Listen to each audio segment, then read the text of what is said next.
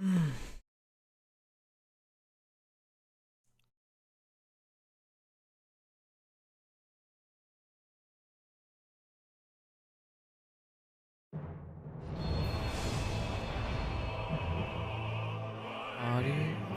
no, I wanted to check quickly something. Back.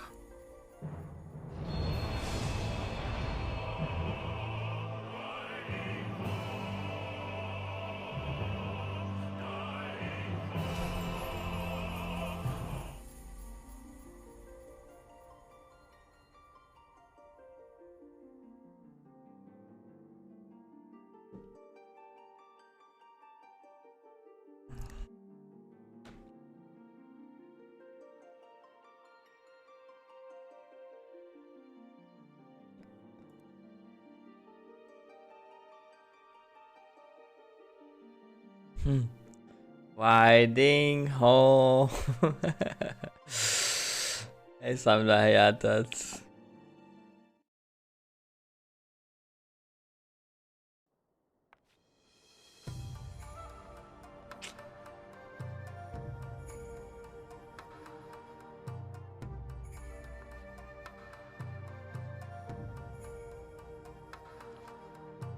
Alright, are we ready? I think we're getting close, right? Parley on the front lines, my friends. We must leave now to convene with the Eorzean leaders, and it may be some time before I return to Doma. Cool, I leave you in command. My lord. I shall assemble an advance party with all haste and join you in Alamigo forthwith. I just received word from Lise. The Alliance has established a base camp near Alamigo's northeastern border. Once we arrive in the logs, we are to report to a resistance officer stationed in Porta Pretoria, who will point us in the right direction. Let's not keep them waiting.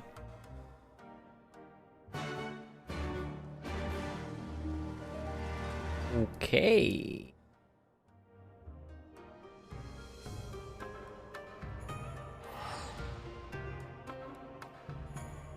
Riding home.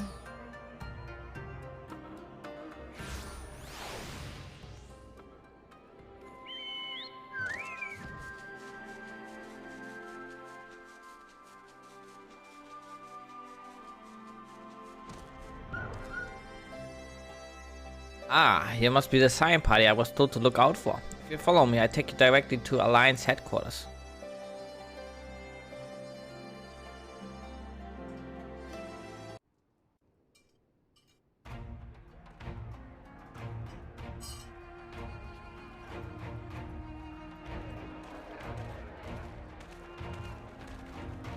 And they're already like full preparation here.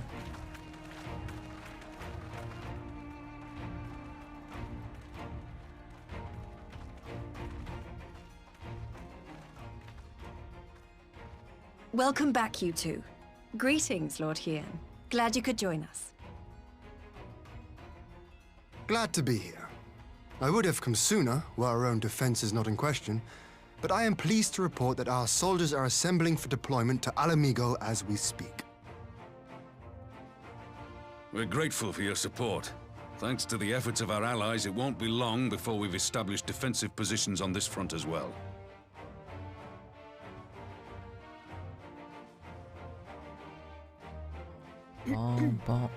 We have some good news too.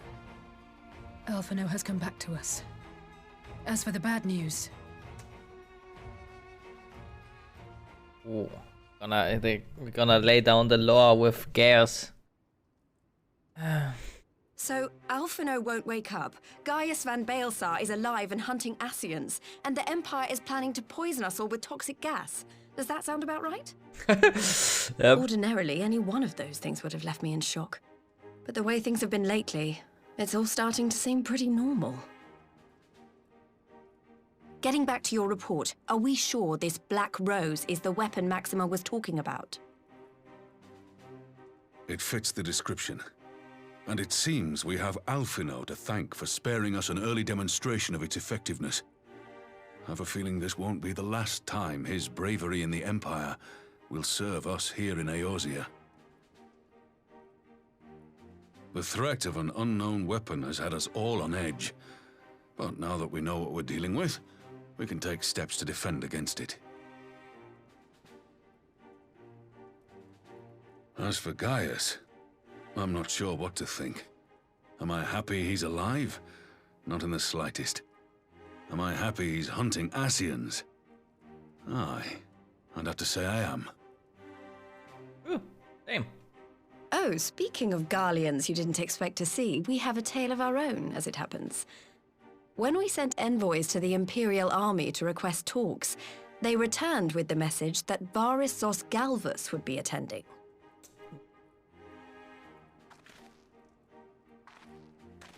The Emperor himself.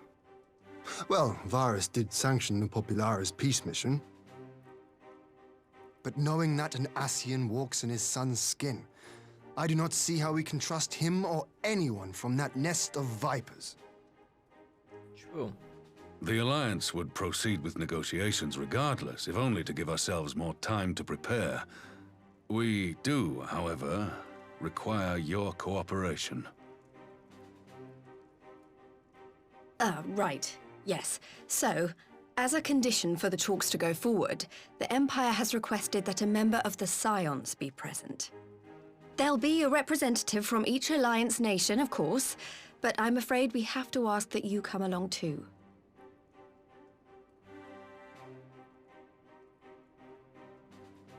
Gods, Lise. You know how much I hate politics. But then, what choice do I have? Alphino and the others aren't going to do it. Also very true. Very well. I shall attend as the Scion's representative. And Tatao, and she got this. In case you're wondering why I didn't ask you, the Empire also requested the presence of Eorzea's champion. Well, I'm not talking anyway, so I can't represent anyone.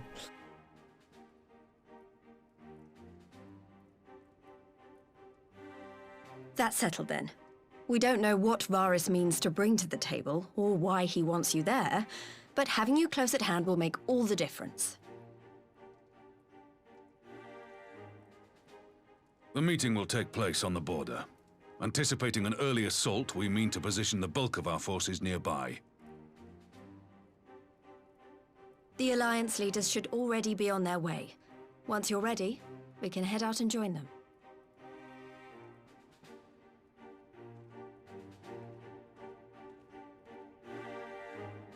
I forgot to greet the OFR here.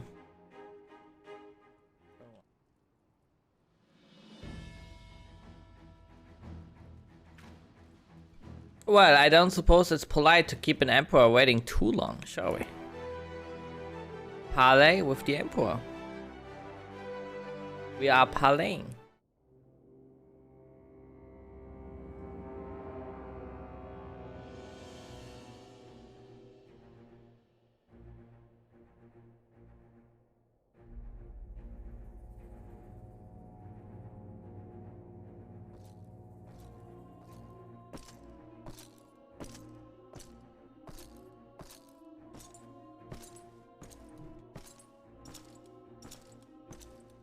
No, no scenes, okay, never mind.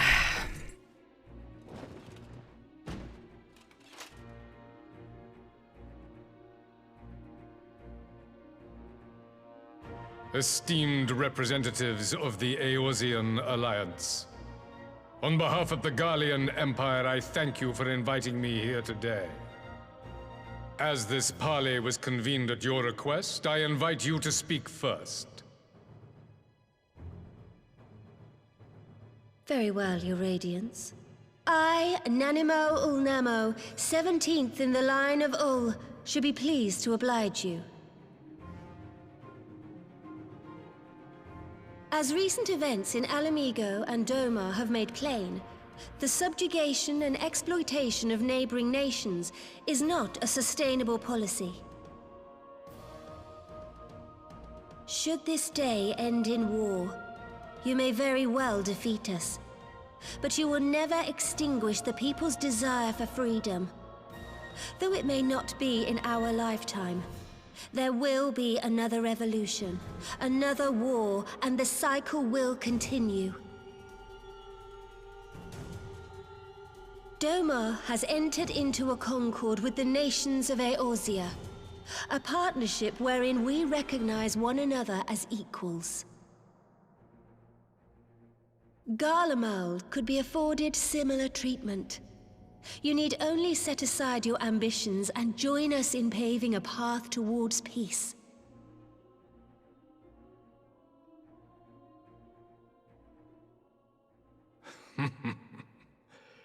You will not win me over with sophistry, Your Grace. As you know only too well, this alliance lacks the strength to keep the peace within its own borders. Even now, your struggles with the Beastmen continue unabated. Divided, you sow this fertile soil with the seeds of your differences and reap naught but discord and chaos for your trouble. Eorzea must be united under one leader, one purpose.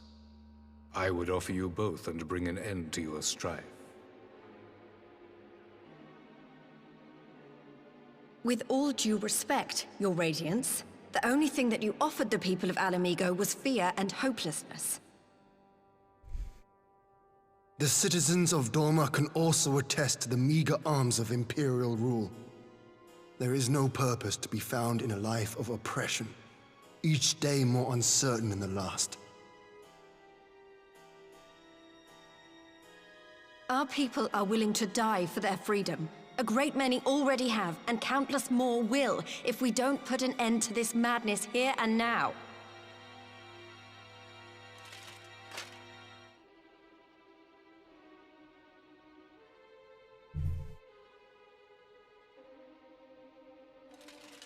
We brought order and stability to your lives. This madness and bloodshed is of your own making. You broke the peace, not Garlemald. Peace. Order. You kill our peoples, despoil our lands, take everything that is ours. And what? You expect us to lick the boot that grinds our faces into the dirt?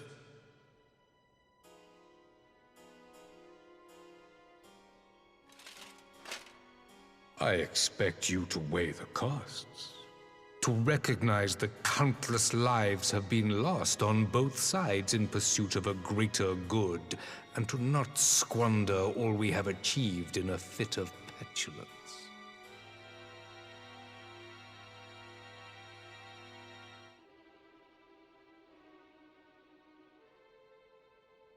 Your Radiance, I fear I can personally attest to the dangers of pursuing one's vision with such righteous fervor. For 1,000 years, the Holy See of Ishgard waged war with dragons.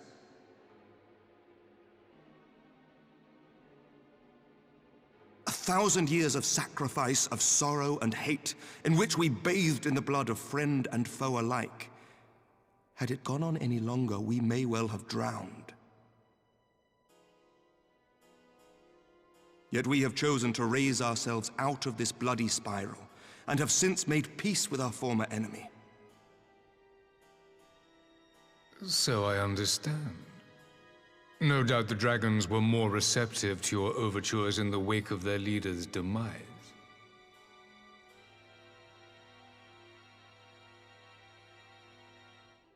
You speak of peace, yet use war to achieve it. Your father would not have bothered to obscure his intent with honeyed words. He understood that strength is all that matters in the end.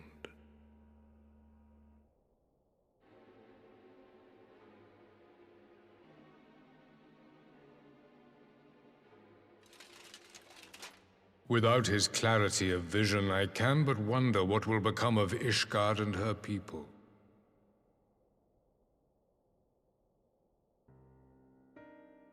There was a time when Garlemald too lacked a leader of conviction. Weak and unable to wield magic, we were at the mercy of the strong from whom we sought refuge in the bitter cold of the north. Were it not for the discovery of ceruleum and the subsequent development of magitech, we might never have gained the power to take back that which was rightfully ours.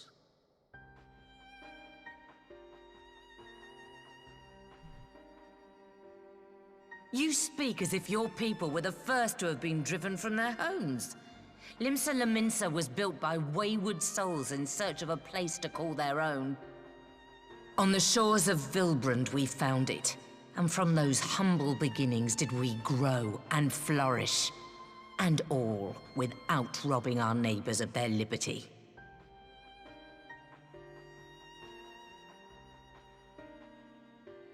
So saith the pirate. Am I to believe that you simply asked the kobolds to yield up their lands and that they were happy to oblige you? That you did not drive them out like rats in the hold of one of the many ships seized by your privateers?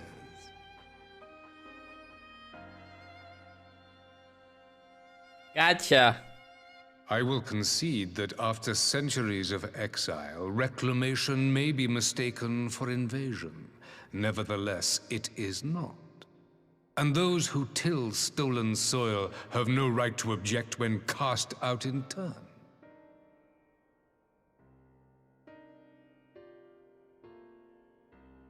Your uncompromising nature rivals that of the Ixal.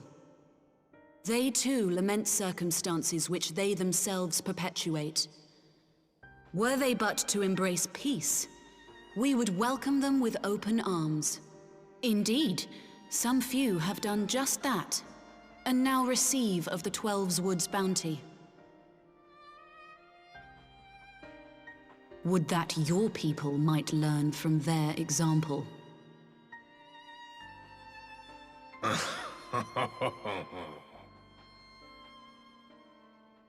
You dare compare us to the Birdmen? You who thought to invoke the 12 and threaten all of creation?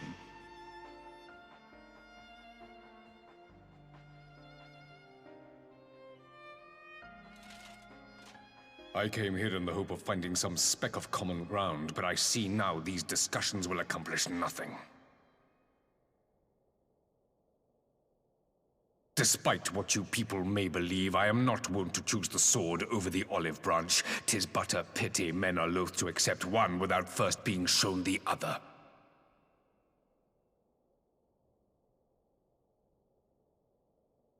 Wait, I beg you.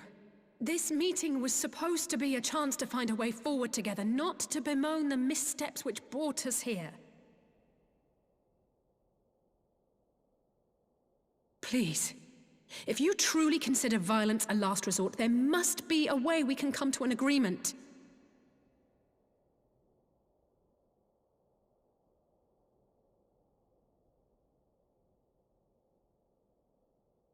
As Mistress Alisaie says, we did not come here to bicker over the past, but to discuss how we might strive towards a brighter future. Emperor Varys, may I suggest a short recess, that all present might compose themselves prior to beginning anew?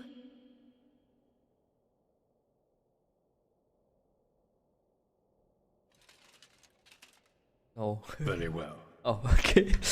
I pray this intermission will suffice to move these talks in a more constructive direction.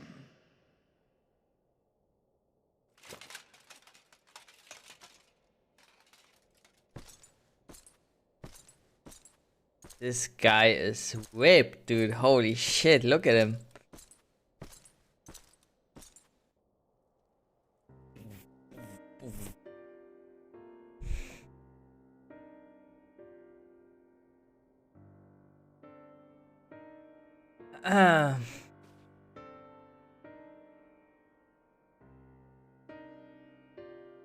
Alright.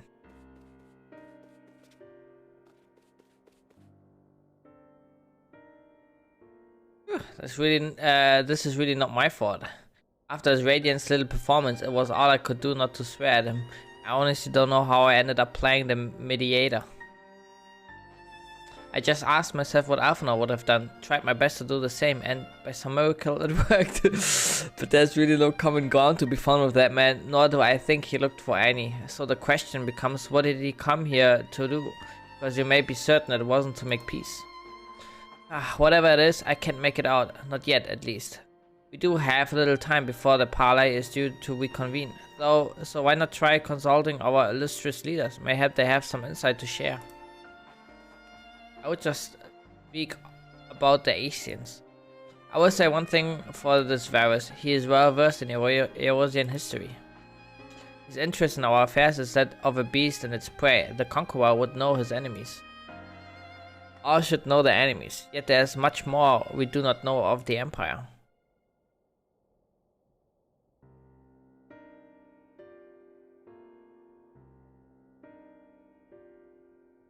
Ha! You would have me ask the Emperor himself. Well, mayhap there is some wisdom in that. We can skirt the storm of his displeasure. We may yet come to our answers, even if it does not mean sailing close to the wind.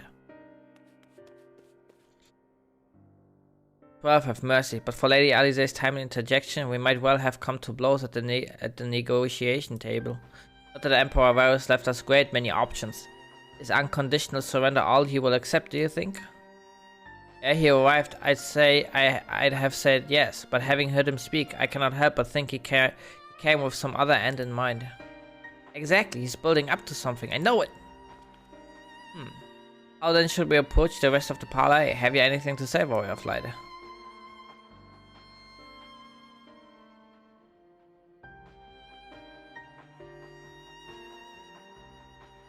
Why say nothing? Why not?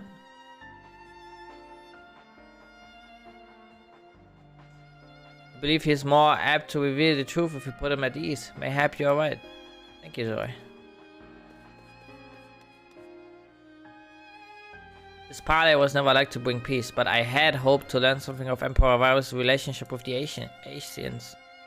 As had we all. Yet if he is in league with them, he is not like to volunteer the fact, and if he is not, then how much weaker would his position seem for their presence?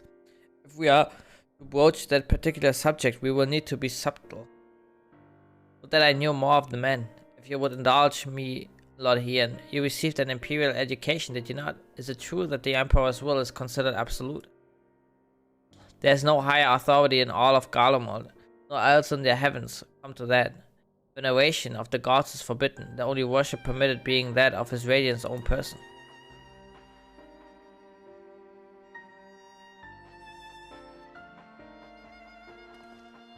I share your disdain for their hypocrisy. Even as they denigrate the idea of faith, they revere the leader with the favor of others reserved for the divine. It is a flaw common to much of the doctrine they fed us. Logical on the surface, perhaps, but contradictory upon closer examination. I wonder if the discussion of the various discrepancies might prompt Varus to reveal something. You've spoken with everyone then? Good. Now all that remains is to await the pleasure of the Emperor and hope we fare better at the second attempt. Let's just kill him. Now then, who would have the floor? Before we resume, I wish to offer you an apology. After you graciously accepted our invitation to discuss an armistice, we have done naught but rebuke you at every opportunity. I believe I speak for all of us when I say we are deeply sorry for our discourtesy. Are we? I'm not.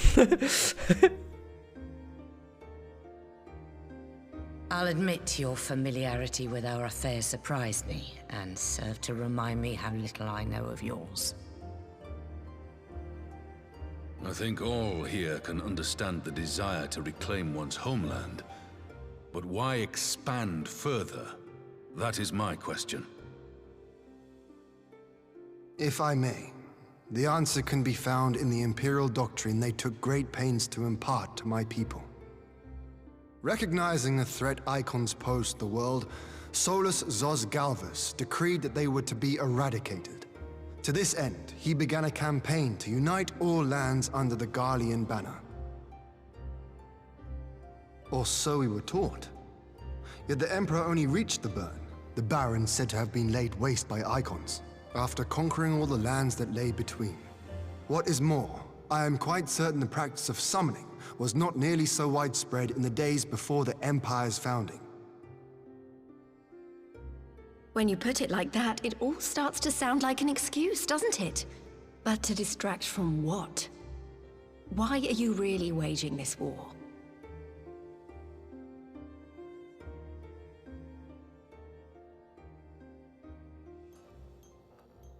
Uh-oh. Finally, you ask the right question. I can but hope you heed mine answer and at last accept the righteousness of our cause. My goal is this: to return the world to the way it once was, the way it was always meant to be. In doing so, mankind will be made whole once more.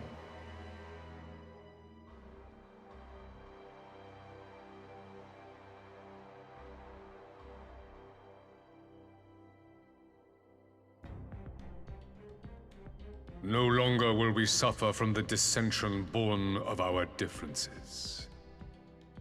There will be but one race, a perfect race. He's a Hitler, okay. Now it all makes sense. Got it. What in Roger's name are you talking about? I am talking about the origins of this star, of the source and its 13 reflections. At the instant of the Great Sundering, 'twas not only the world that was shattered, but mankind itself. Thus were we divided into myriad races, each with its own unique imperfections. That is why man looks upon his neighbor and feels fear and hatred, why he wages war, why he kills his brother. You all in your own way have proven as much today. The peace you seek is but a fleeting solution to a fundamental problem. One which calls for more drastic measures. To bring about everlasting peace, our worlds must be rejoined.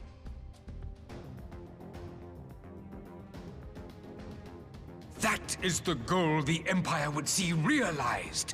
The glorious future unto which we shall one day shepherd mankind.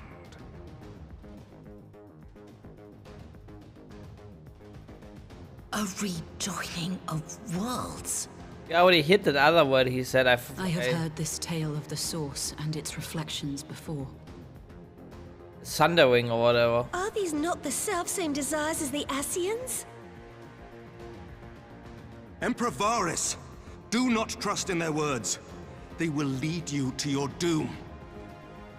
My father thought to use them, but in the end he succumbed to their temptations. He embraced summoning like so many other pawns before him. Do not tell us you mean to do the same.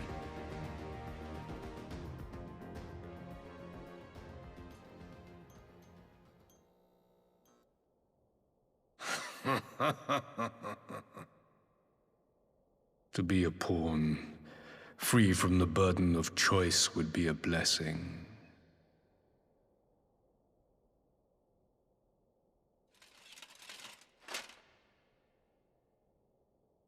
But I forswore that privilege the day I learned that the Garlean Empire was built by the hand of an Ascian. What?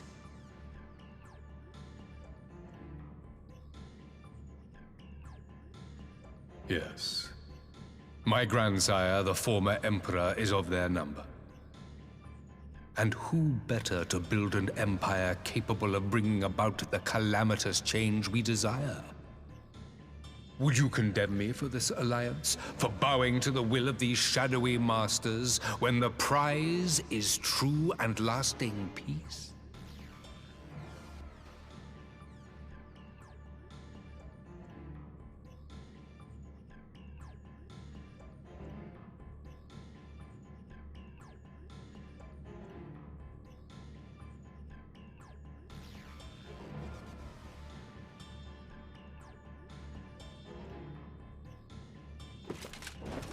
I come not to conquer, but to liberate.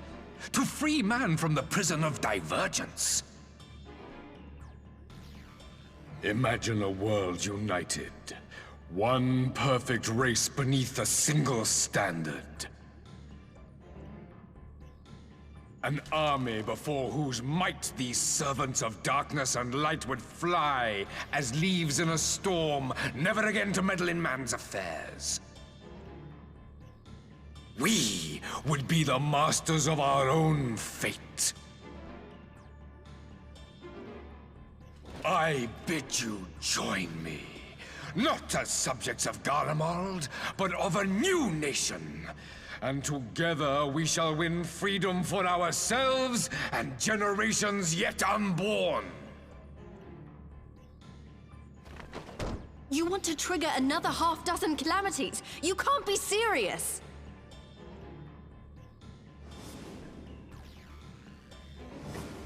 Have you forgotten how many died? There will be no one left. Do you truly imagine we would aid you in your bloodletting? It is unthinkable, unconscionable.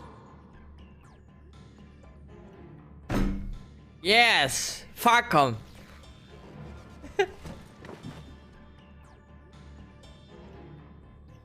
And what is the alternative? To be as cattle waiting for slaughter? I would have us work together, that we might take fate into our own hands! Let's just kill the Asians, what the hell is the problem? Are you stupid? Into your hands, perhaps.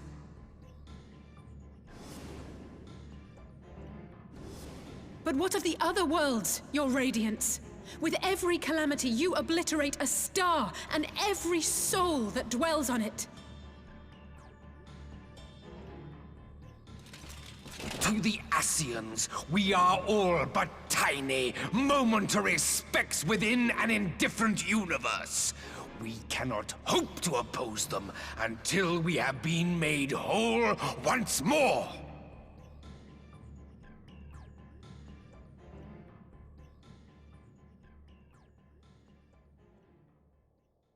Are these truly the words of Garlemald's ruler? The flaws and foibles which you so abhor are what make us who we are. Every nation, even yours, Emperor Varys, is made whole through the combination of these imperfections, the strengths of one compensating for the weaknesses of another. While it is true that man succumbs all too often to anger and avarice, he may yet overcome his baser instincts through the forming of bonds with others, fostering community and cooperation. That the protector of an empire should not only reject these fundamental truths, but seek to change them at so dear a cost to life is indefensible. Such a man is not fit to govern. Kalm Nanamo. And you, warrior of light, would you refuse me as well? No, I join you.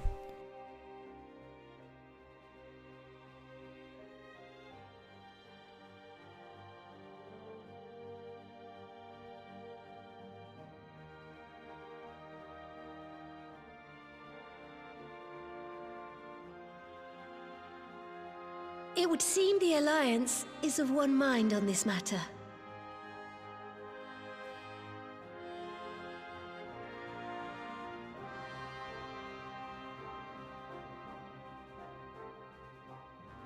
You Eorzeans never cease to disappoint me. Though I suppose I have only myself to blame for expecting more from savages. This discussion is at an end. I bid you make ready for our next meeting. It will not be at the negotiating table.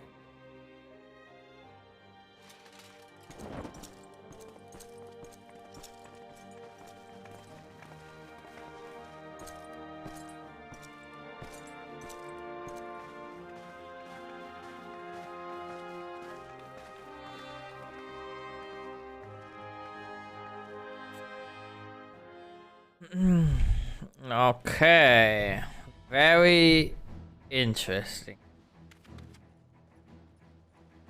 I came back to find Doma's advance party ready and waiting for battle. So, as worrying as our little chat with the Emperor was, it did buy enough time for at least some of our allies to arrive. True. True, Wolfie. What a guy.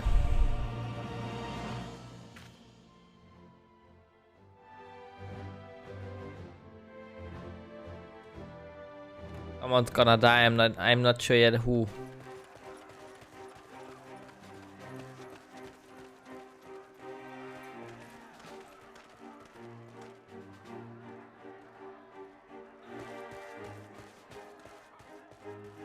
I'm not sure what I was expecting from our meeting with the Emperor, but it wasn't that. Still, at least we know now what he's really after. Aye, a future built on a mountain of bodies.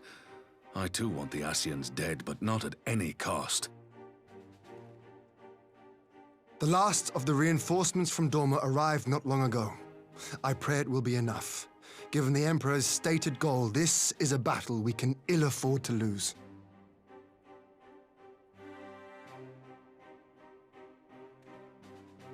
If the Garleans come in force, we may not have much say in the matter, even with our combined strength. We knew from the first that the odds would be against us. But if there is even the slightest chance of victory, we must do everything in our power to seize it.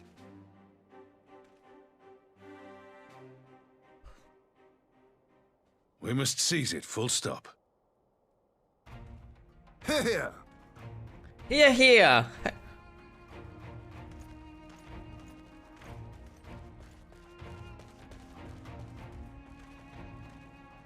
The two of you are to join an irregular unit and support the main host. I won't bother asking if you're minded to fight. After coming this far, how could I not? And for once, there's no one around to countermand me. Not that they would. Not even my brother. But we all know who really make the difference. Ready to frighten some Garleans? Fuck 'em. I wouldn't want to be on their side. Might I ask you to accompany the Dorman contingent? They are strangers here, and your presence would do much to raise their spirits.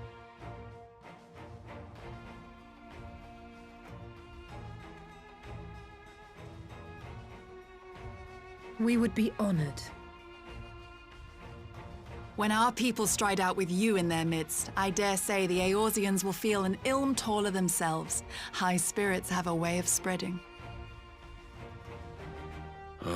What I wouldn't give to join you. But my duties as field commander will not allow it. I'll leave the front lines in your capable hands. Did you agree just to the high joke about Lalafeld? What?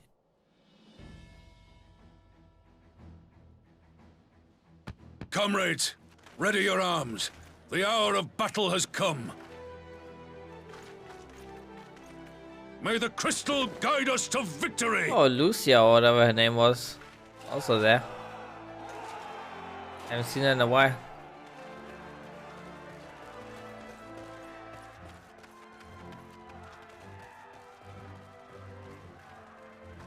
There she is.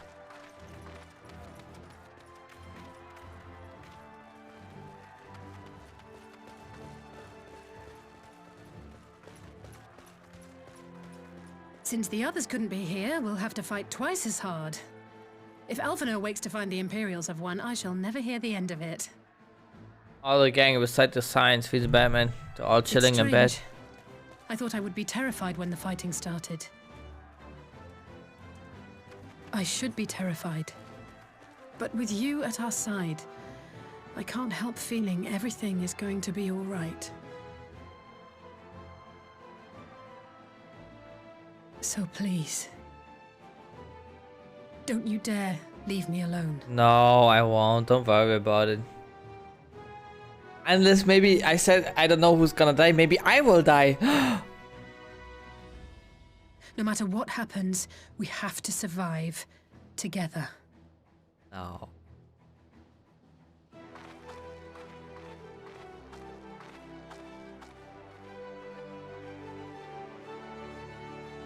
I'm from Garlemald, did you see? Like, I'm one of them actually. I'm a double agent.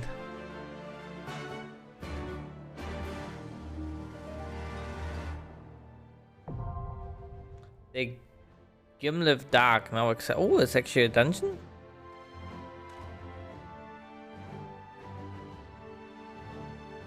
Yeah, let's go. I even get something. A regular tombstone of lore. 100? What the fuck?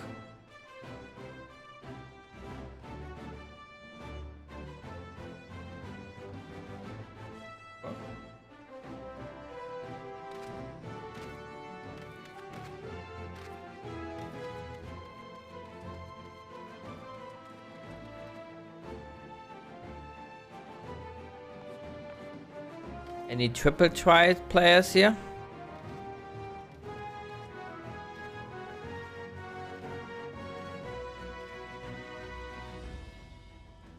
Can actually quickly go to Doma and play some triple try while we're waiting.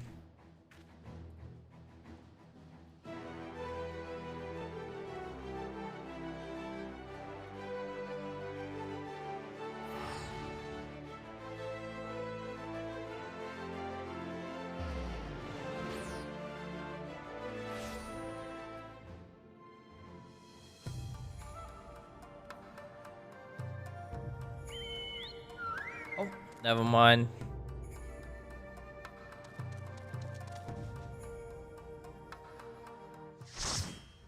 Light party.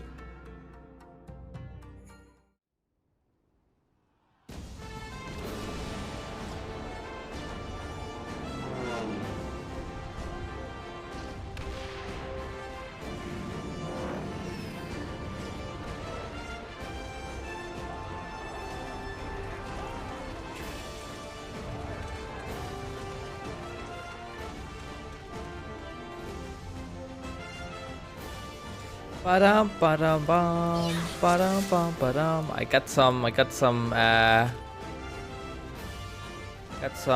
what is it called? Forward! Forward!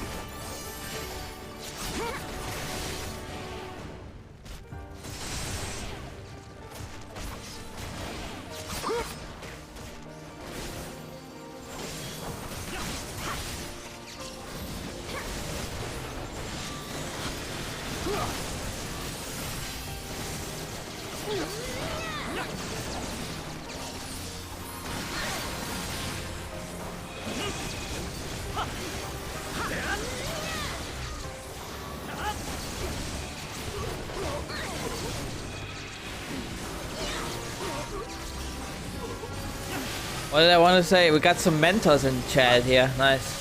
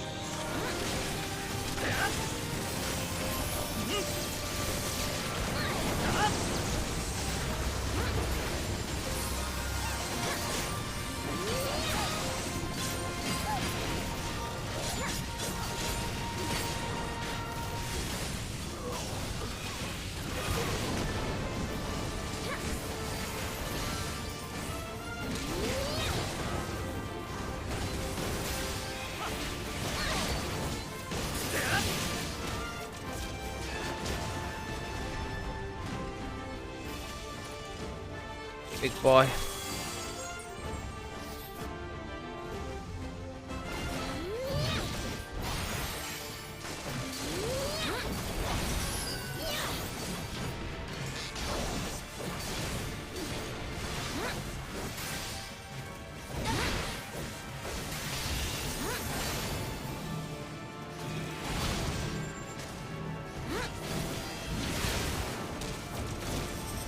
fuck, I didn't see my mercies ready.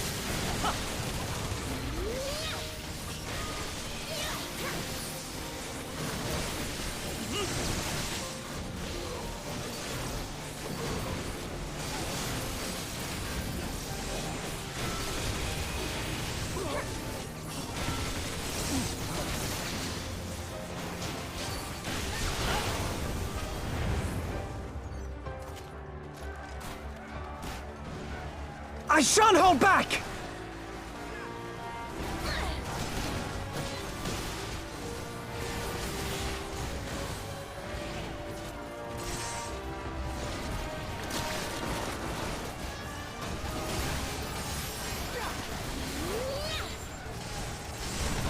Oh, it's from Final Fantasy VII, the Scorpion of Doom.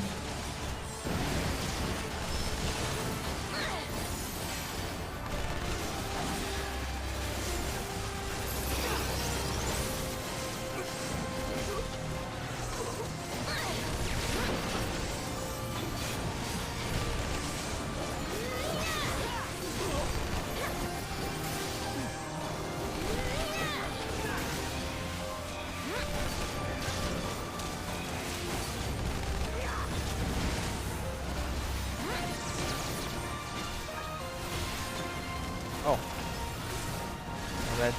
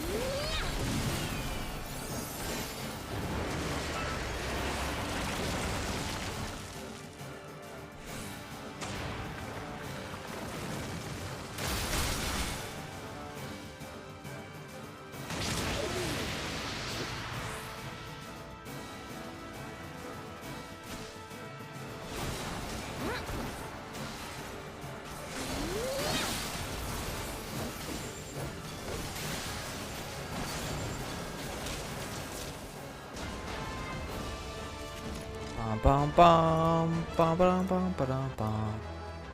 Yeah, I'm winning everything.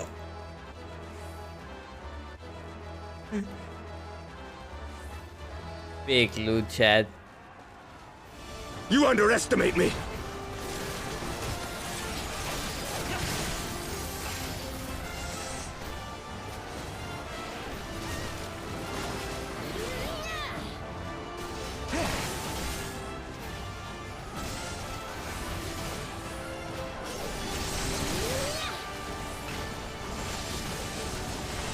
Out of my way!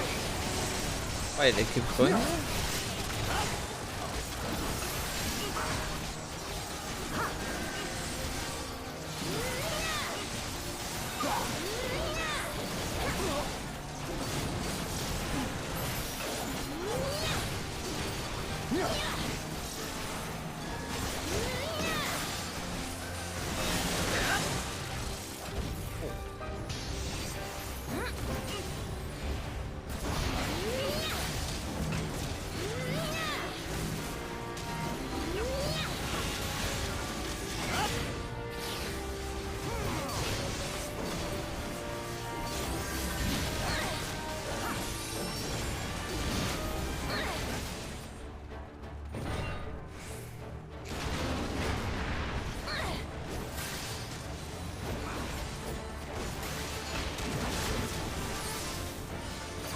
Oh, we can keep going like that.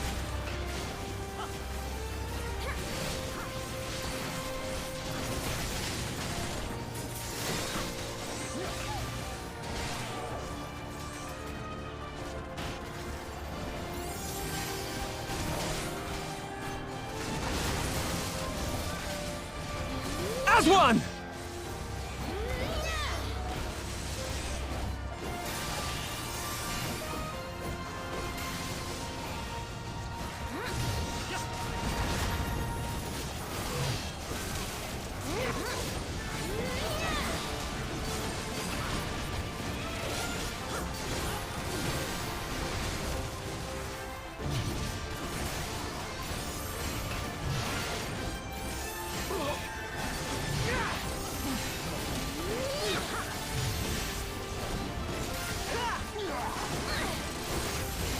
Ba-dum, bum, ba-dum.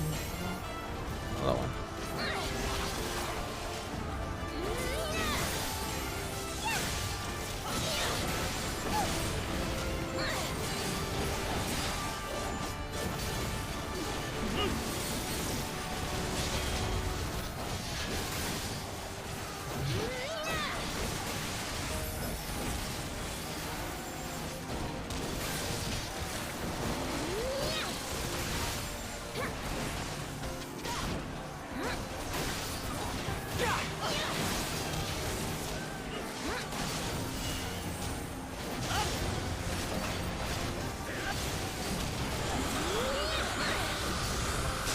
Time to get serious! Shit, these. Bam, bam, bam, bam, bam. Oh, big damage.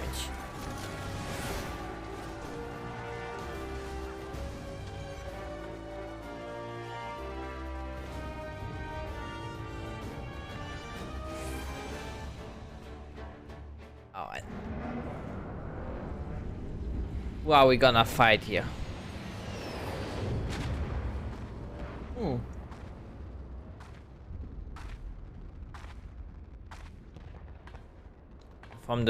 From the meeting, the two guys.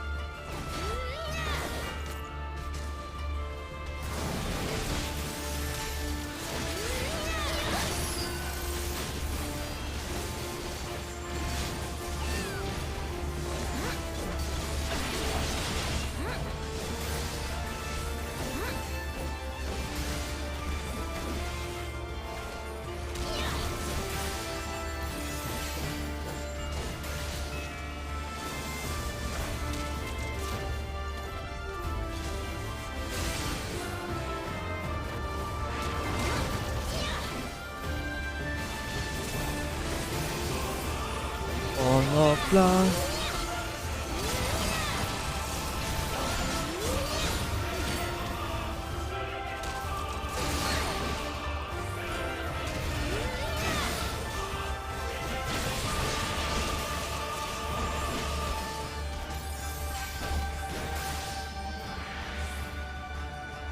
Let us engage them together?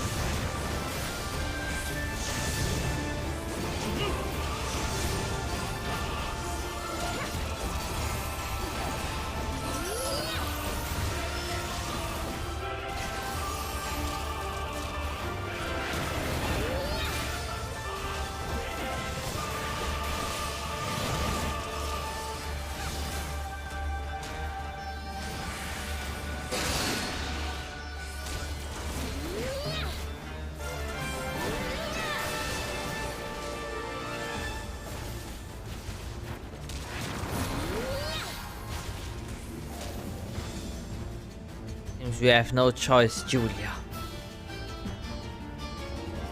Just feel honored, savages. Few are they who have witnessed this twice.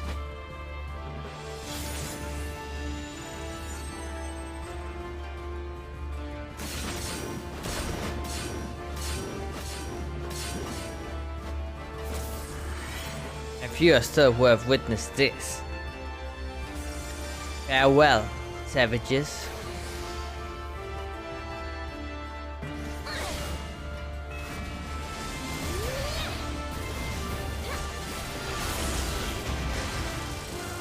Deleted.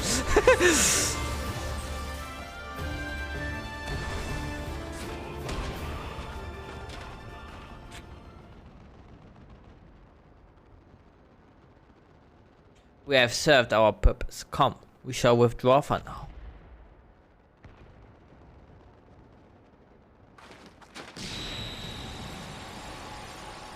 Ah, not the Genshin loading screen. That's my weakness.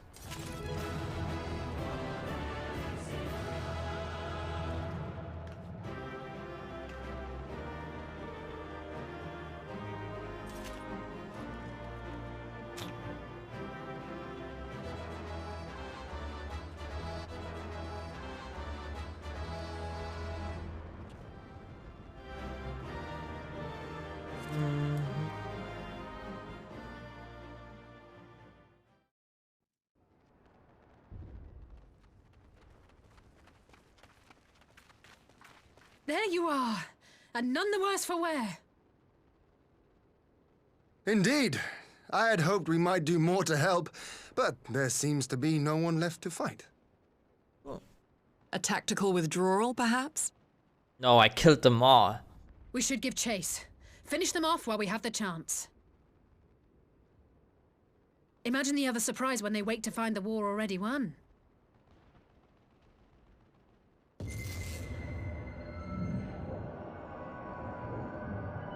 The light will expunge all life. Only you can forestall the calamity. Throw wide the gates. No! No! No! Not like...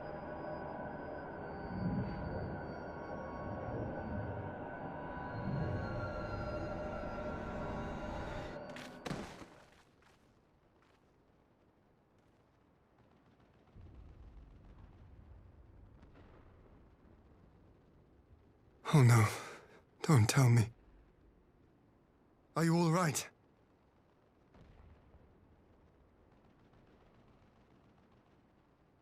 It's only matter until they get me as well. We must get her back to the encampment. They didn't throw open the gates, dude. Come on.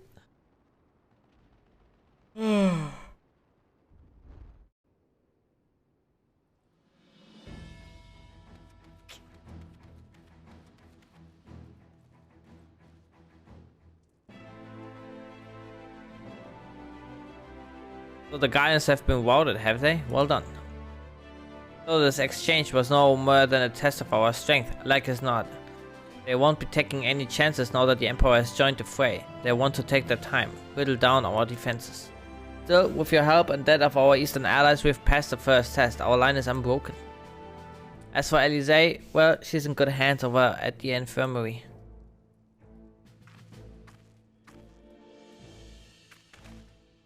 My lord, the chirurgeons have completed the examination of Mistress Elise, and it was as we feared. She is locked in a slumber without any outward cause. Just like the others, damn it all. Aye, the Guardians picked a fine time to come knocking. 5 signs incapacitated, and with the enemy on our doorstep, I cannot spare the men to assist in the search for a cure. The best I can do is see to it as Elise is escorted safely back to the Rising Stones. Yugio and I would return to our encampment. The main contingent of our forces from the Far East is under sail, and all must be made ready for their arrival. I'll not keep you then.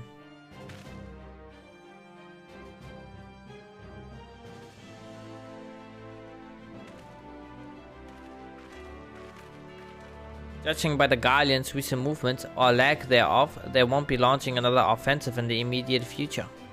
Should we return to the Rising Stones, given the plight of your fellow Signs, I can understand if you feel on edge, but you'll be no good to anyone without rest.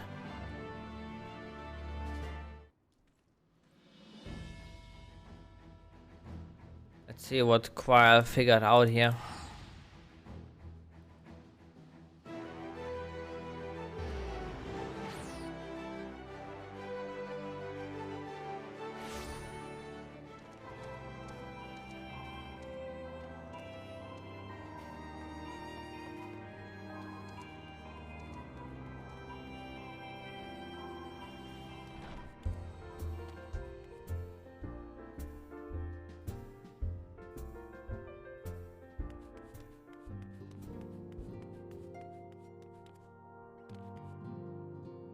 Ah, Zorai, welcome home. Word has it you and Mistress Elise gave the Guardians quite a thrashing. Speaking of whom, where is Mistress Elise? I was certain she would have returned by now. There was an accident? By the Trav, not her too. Akka and I will ready the infirmary for arrival. We will also need to send a message to Taro post haste. Would that I had something other than grim tidings to share with her. And with you too, for that matter. It grieves me to report that the Archon's condition remains unchanged. As we speak, Ultimate, Kryl, and Master Matoya continue to explore every possible avenue. Alas, their efforts have yet to bear fruit. But all is not lost. You are still hale and whole after all. Though I suspect you must be tired from your journey, you should rest, my friend. Leave the worrying to us for the time being, at least.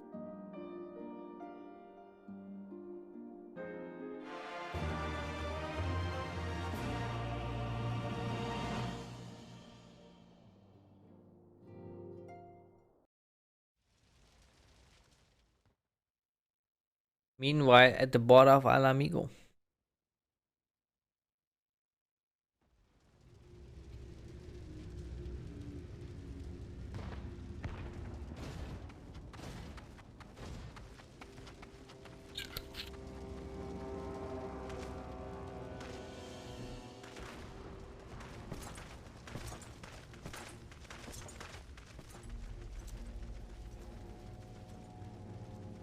Fucking Xenoth.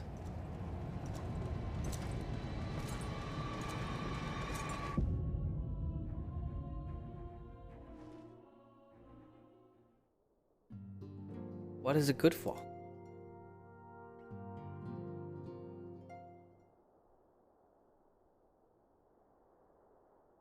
Ah, Zoa, yours is a welcome face indeed in these troubled times. Though if you've come to inquire about our stricken brothers and sisters, I'm afraid I have not to report.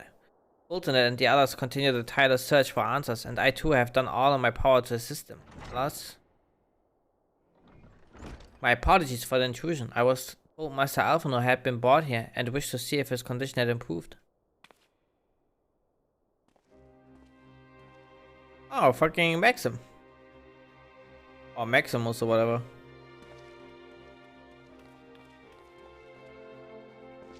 Mr. Zuai, I've heard about the part you played in driving back the Empire forces. Thank you. That you were able to stop them, if only for a short while, gives me hope.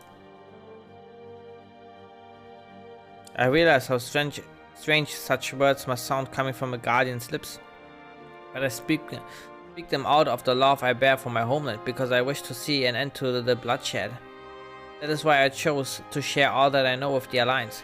Though I will surely be branded a traitor, I am content to bear that ignominy. Will seem a small price to pay if it helps to prevent this conflict from escalating any further. But enough of my prattling. The war is not what brought me all this way. I came to see Master Alphino. An acquaintance of Zuai and Alphino, are you? Well, far be it from me to turn away good company, if you follow me, sir.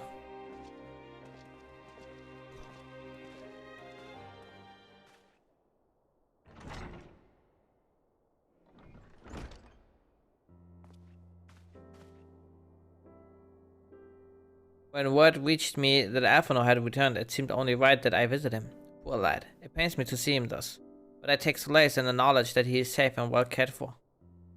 He fought valiantly at the burn. The Populares could not have wished for a more committed ally. I know not how he came to be so afflicted, but I pray a cure will be found soon. On an unrelated note, you may be interested to know that I traveled here in the company of other acquaintances of yours. He awaits my return at North Silvertier, and I'm certain he would be glad to see you, assuming you can spare the time, that is. Maybe Gaius wants to hang out with me again? My man?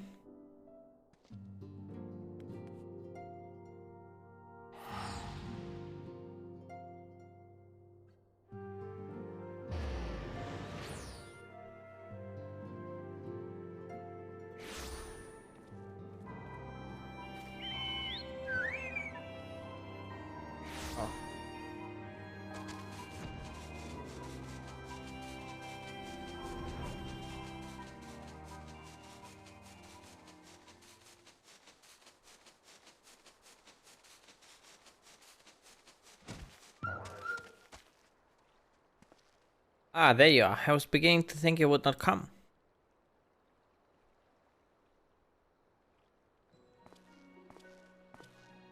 It sounds like you've been through the mill. You should have called me.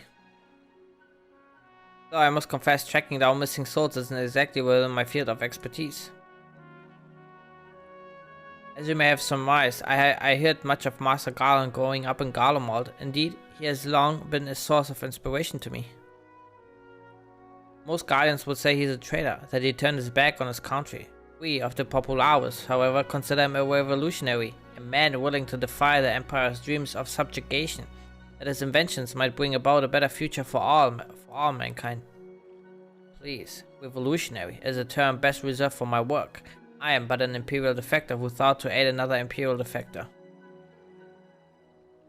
Whatever Master Garland says, I'm humbled to find myself in such distinguished company. Speaking of distinguished company, we heard from Oban that you ran into an old friend in the burn. Is it true? Gaius is still alive.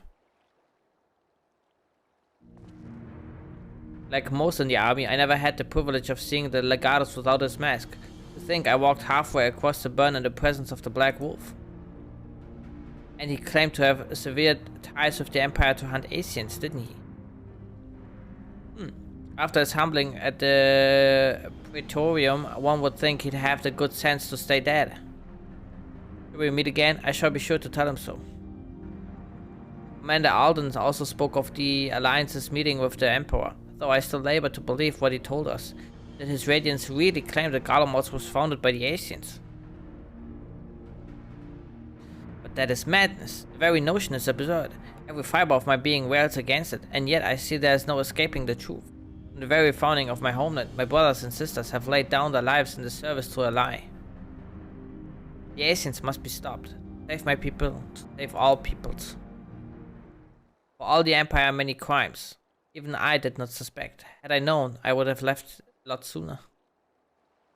But that is in the past. Here, in the present, we must apply ourselves to the problems of how the Empire's ambitions may be thwarted, not only in Eorzea, but in the Far East as well. The Ironworks will spare no effort to achieve that end. Cyrus' war was a good start, but we can do more, and we will. We show them what it means to achieve freedom through technology. Begging your pardons, I bear a message for the Warrior of Light. Someone woke up. Commander Alden requests your presence at the Alliance headquarters in Alamigo. He will discuss matters of strategy at your earliest convenience. Ah, yes, the inevitable messenger. I knew it wouldn't be long before duty called you away. Time no doubt being of the essence, could I tempt you to ride aboard the Excelsior? If there is a faster way to Raban's side, I will personally apologize to the commander for keeping him waiting. You're telling me your fucking airship is faster than my fast travel? No, I don't think so.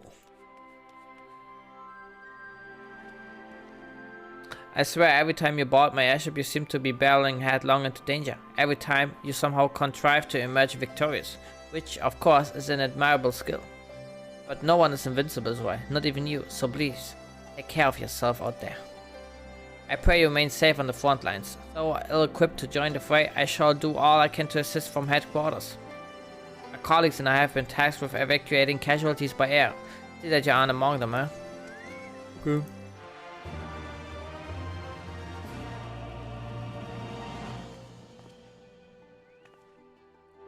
Where am I supposed to go? Oh. Commander Alden is waiting, my lady. It would be best if we proceeded to Alliance headquarters at once. Yes, yes. Ah, I probably have to talk with him. My bad. Are you ready? Oh.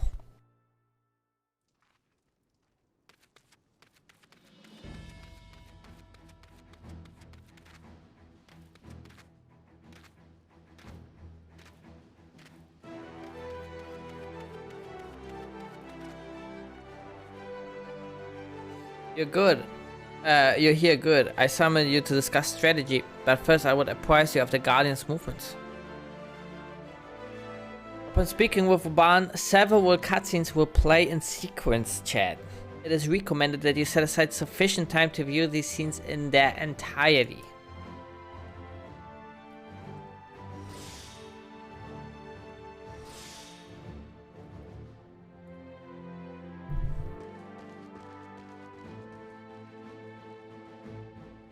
There have been several skirmishes along the border, but as yet neither side has delivered a decisive blow.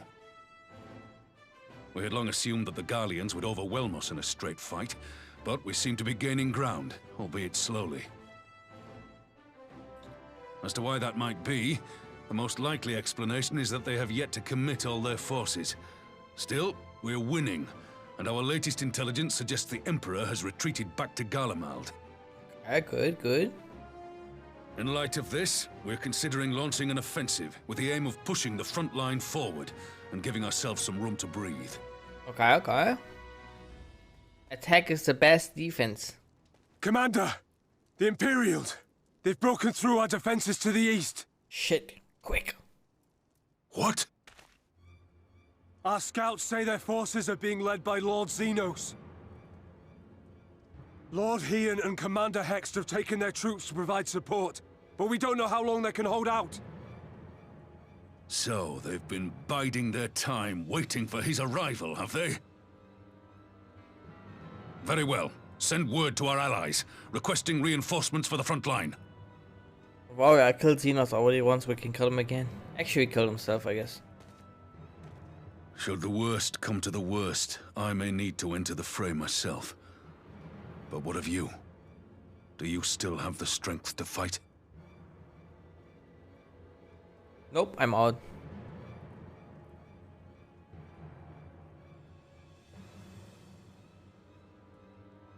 He may not die as such, but to see Lord Xenos fall on the battlefield would deal a heavy blow to Imperial morale. I'll see to it the men stay clear.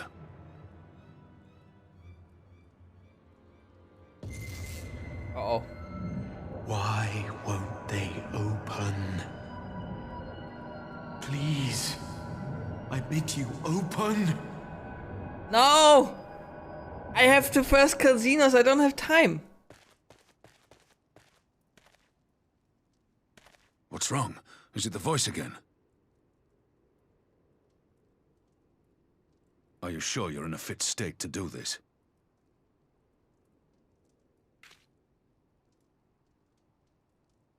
May Ralga grant us strength.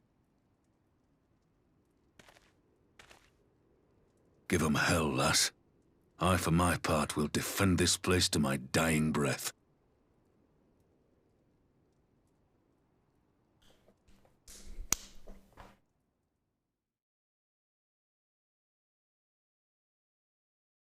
Meanwhile, at the border of Alamigo.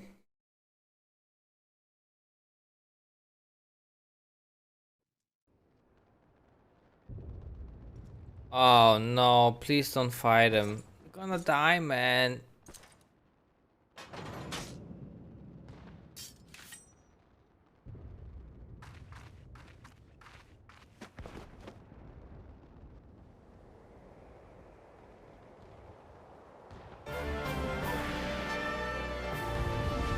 Am I gonna play as Ian? Oh shit, let's go.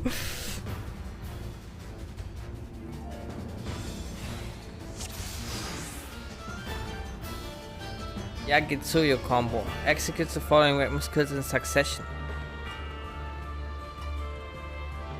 Delivers an attack with a potency of 100 damage over time.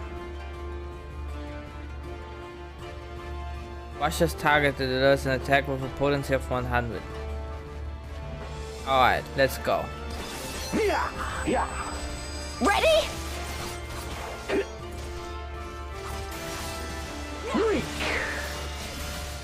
Weak.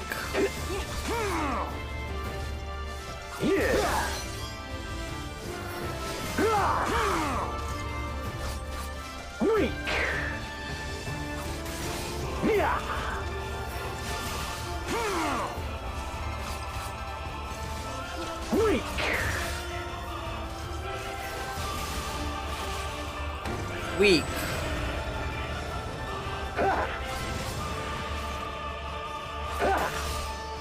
Guys, he's killing me. Please do This one's for something. you, Ada.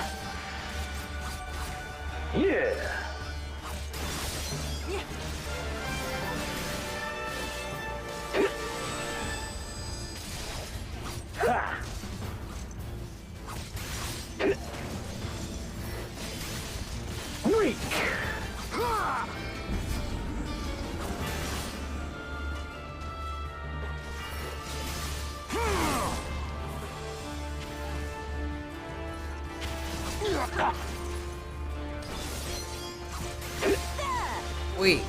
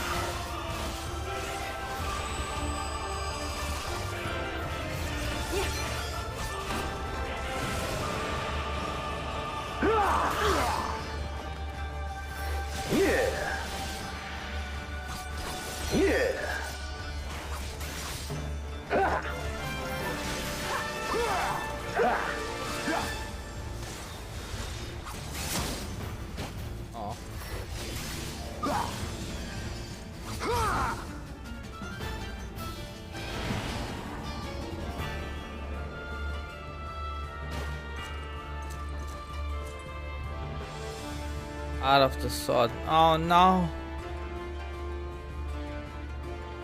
Here it comes!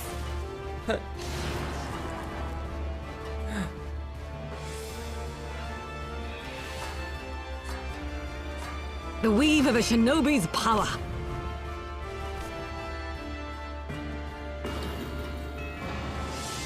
The art of my forebears.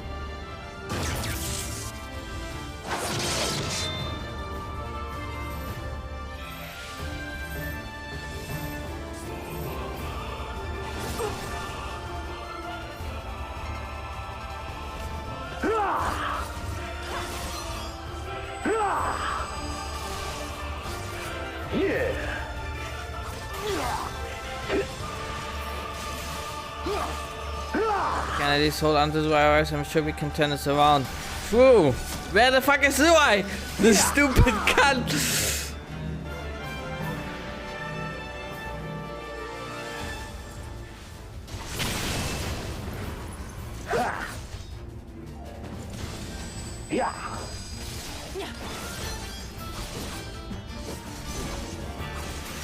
Oh my god, I'm taking much damage. Please heal me.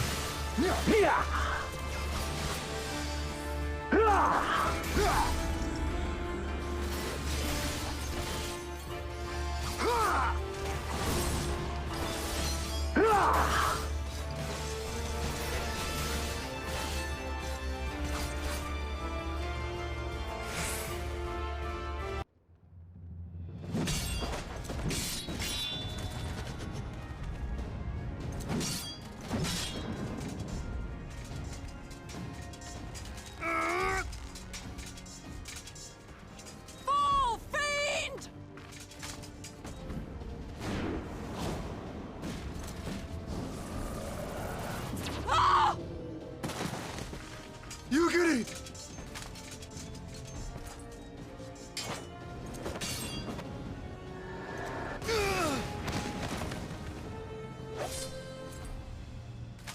Damn you!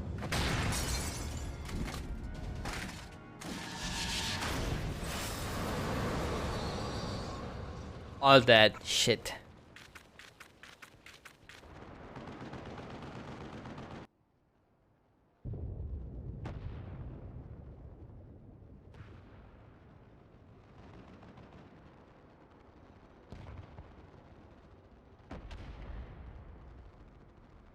Alright, now you pissed me off. Magic.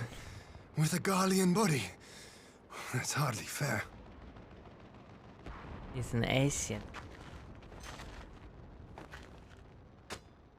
Still, he must be stopped, no matter the cost.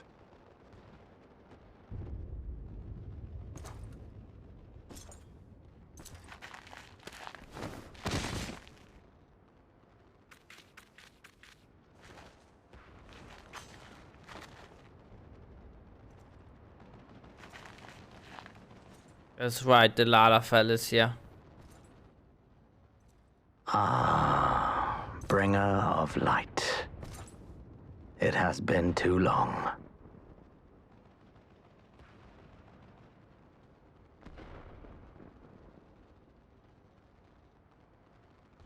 No words to mark our reunion? So be it. Sorry, I'm mute. I don't talk. Equilibrium must be restored, and only your death will redress the balance.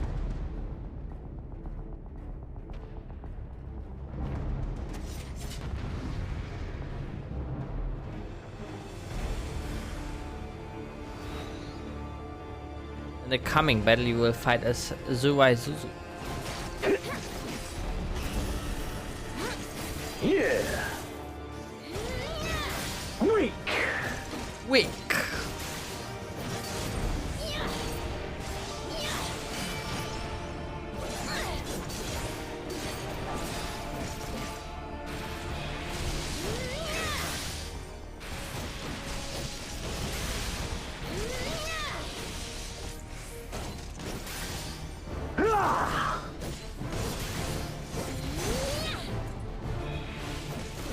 Weak. Weak.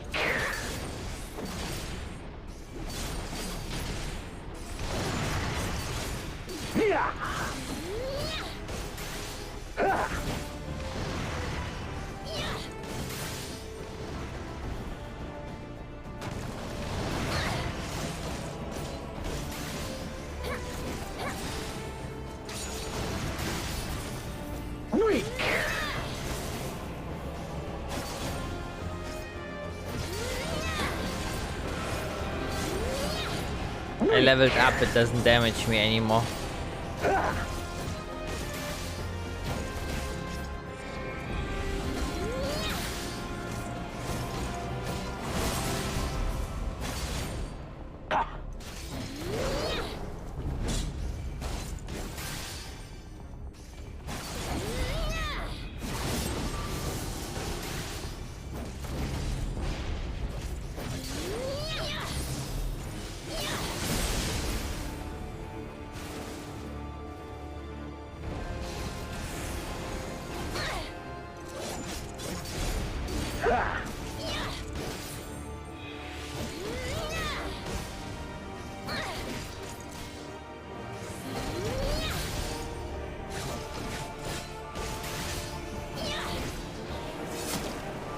I see you're cheating again.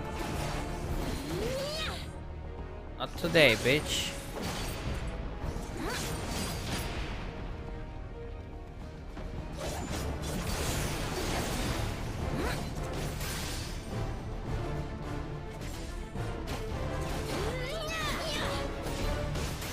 Oh.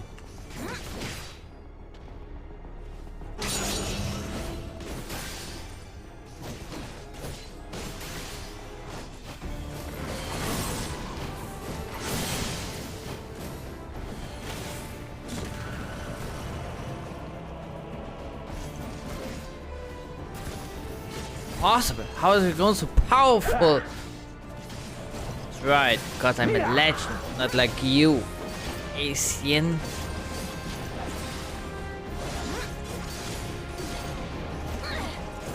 You have Basilar Harbor, but I will not be cast aside so easily.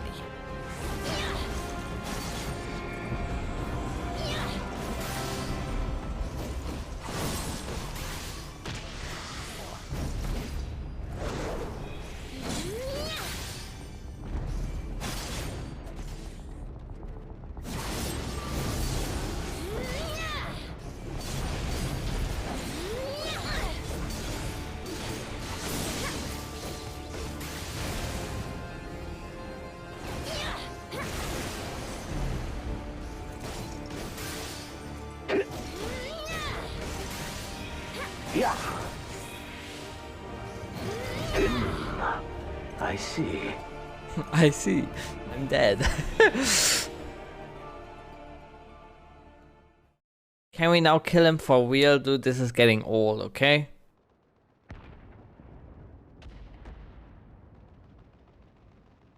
Destroy the Asian crystal or whatever he has there around his neck.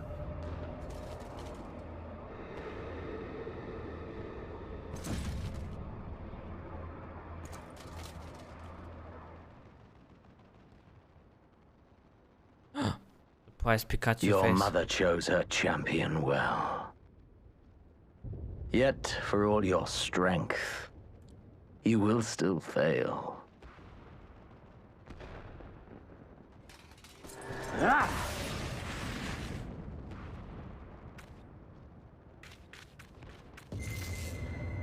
Please, I beseech you. Not now, bitch. What the hell? Are you stupid? Ah, someone calls to you. Too late, alas.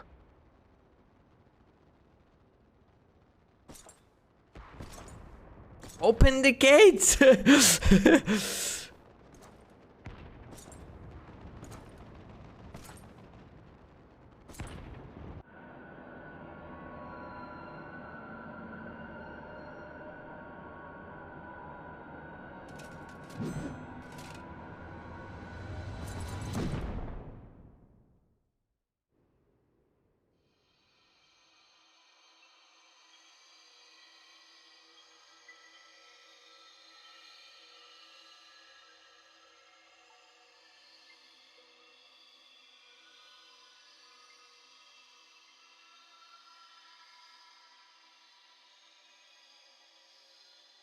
At last, I found you.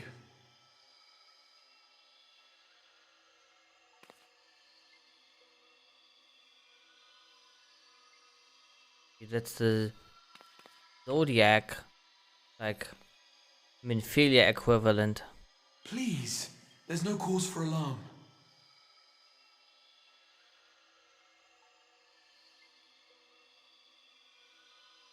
Though, I confess, this is not where I had intended to meet. But the place of our meeting is of no consequence, like the war you wage. Win or lose, the path you walk leads only to oblivion. The better path leads you here, to me. I have need of your strength.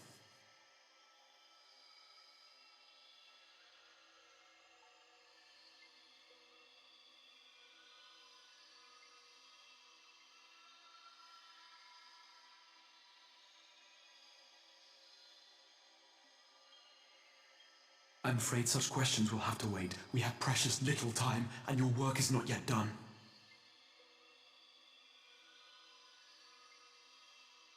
Go to the Crystal Tower. I have left something for you near its base. Are you kidding me? I'm about to die! It will serve as a beacon of sorts. One which I pray will help you on your journey. All you need do is find it. I will take care of the rest. The Crystal Tower.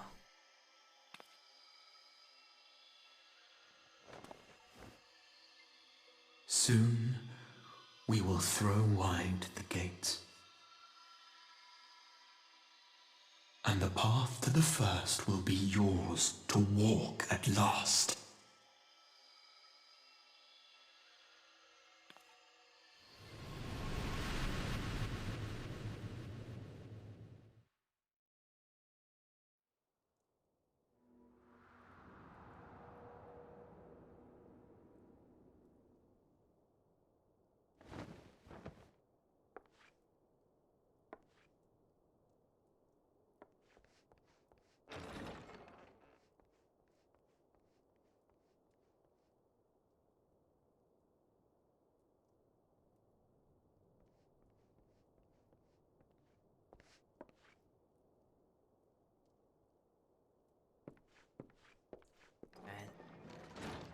You're awake. Thank heavens.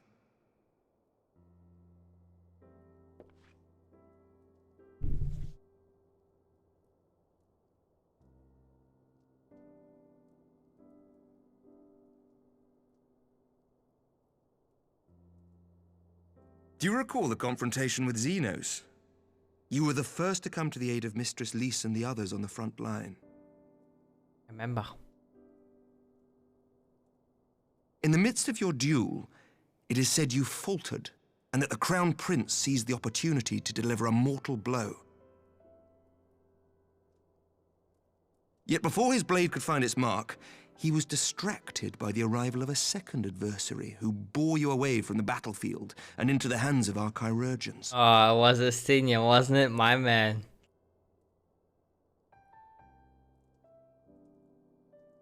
Lest you wonder, he left before you awoke. As is his wont.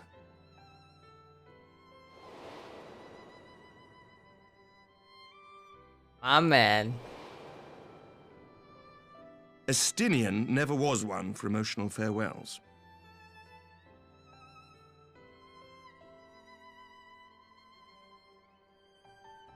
Though Xenos bested all before him, the battle clearly took its toll, for he retreated shortly after your rescue.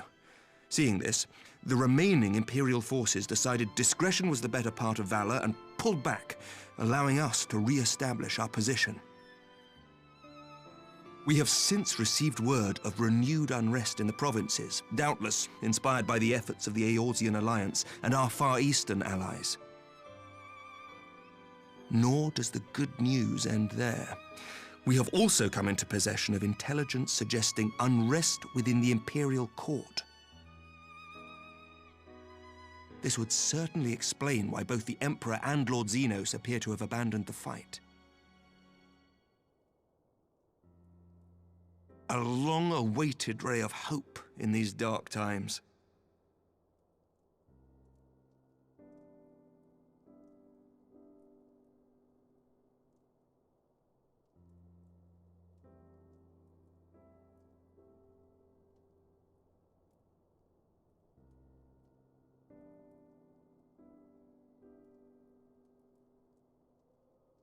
yet to awake, I'm afraid.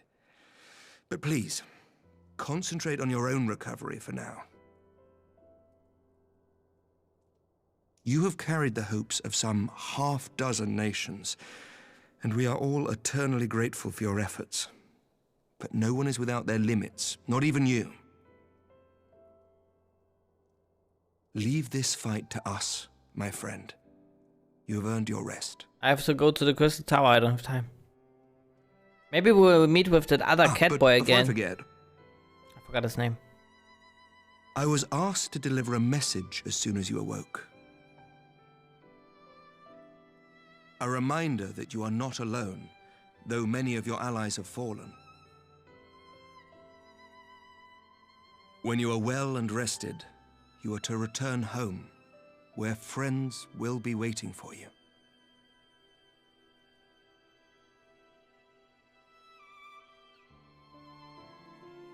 Now, if you will excuse me, I must return to the front.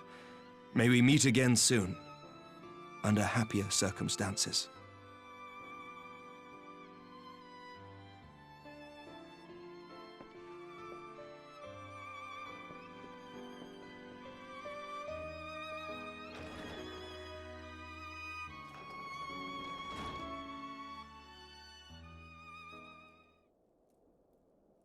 Okay, very interesting, very interesting. Well, this is the most unexpected surprise. I thought you, or maybe it's Count Dripula. There he is. Oh man.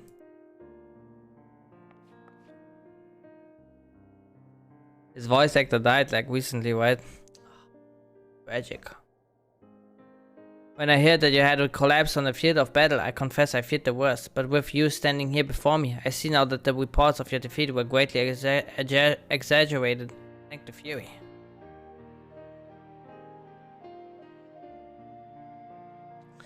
As long as we have you, Mr. Zuzu, history suggests we have a fighting chance. Speaking of fighting, you may be surprised to hear that the war's effects can already be felt even here in Ishgard.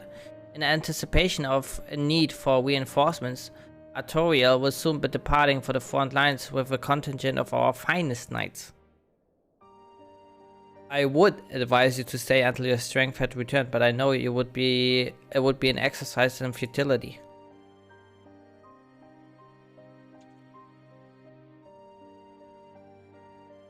Indeed, I suspect you have already decided on your next destination. Dark days lie ahead, of that I have no doubt, but the light of hope shall ever guide our steps so long as we have the will to press onward. And press onward we must. Farewell, my friend. I pray our next meeting will be under happier circumstances.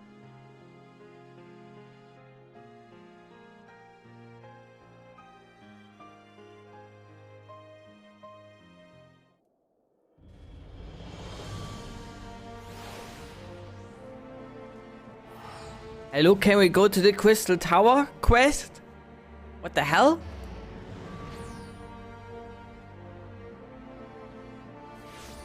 What happened here with Giza?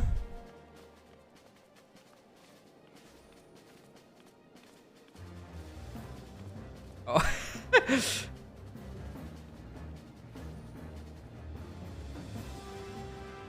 You mad? A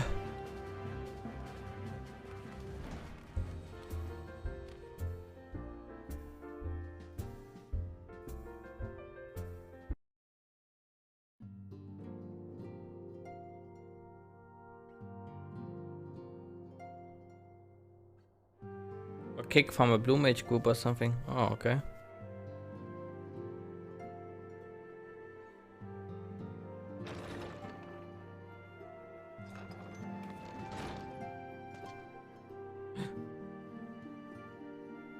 I'm back, bitches.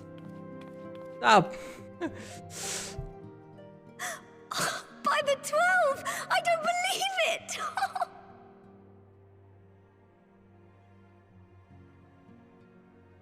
Ah, I see.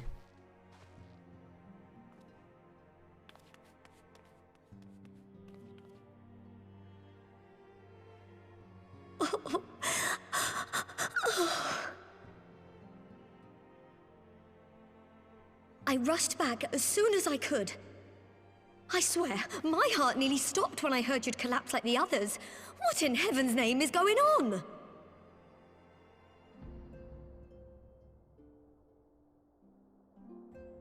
We talked with a mysterious figure. An unknown entity. Win or lose, the path you walk leads only to oblivion. Oh, well, that's helpful. Mm-hmm.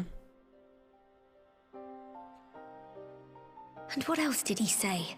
The better path leads to him?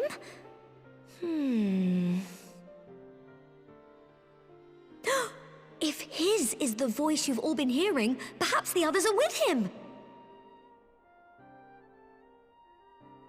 Sir Emmerich said the fighting had reached a stalemate, didn't he? But if that monster masquerading as Xenos comes back...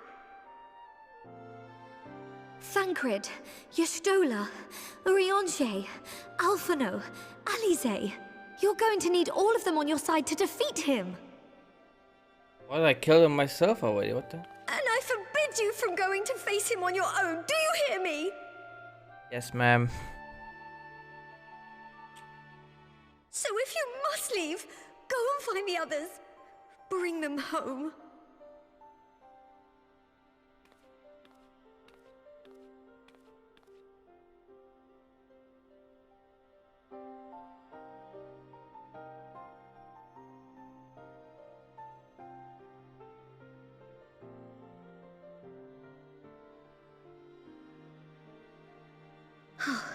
As for where to start, you said the stranger had left a beacon for you at the Crystal Tower, right? Right, let me finally go there, Jesus Christ. But how are you to find it, now that the tower has been sealed shut?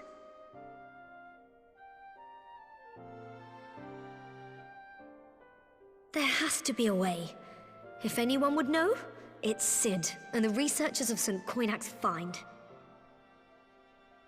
Don't you worry, we'll find that beacon for you.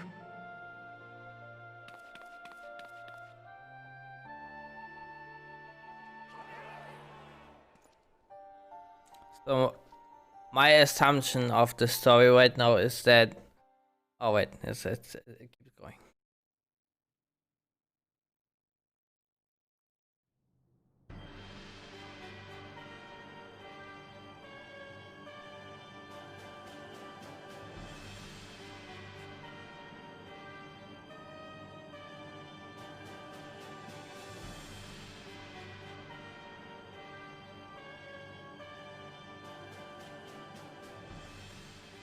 I pray you have good reason for abandoning the front.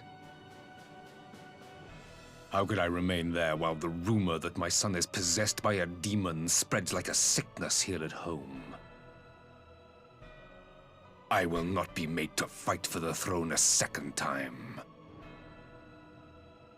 But what of you? Did you not tell me you would destroy Eorzea's champion with the ease that one might swat a fly? True.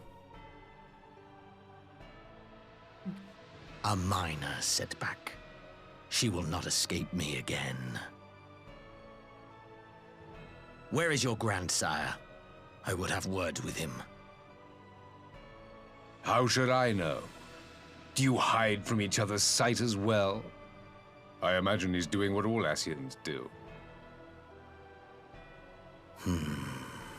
He must have found a way to take advantage of this turmoil. Men are not pawns to be played with, Ascian. You underestimate us at your peril. This war will not be decided by you and yours. Man must choose his own fate, and I, for my part, will do all within my power to see Garlemald emerge victorious.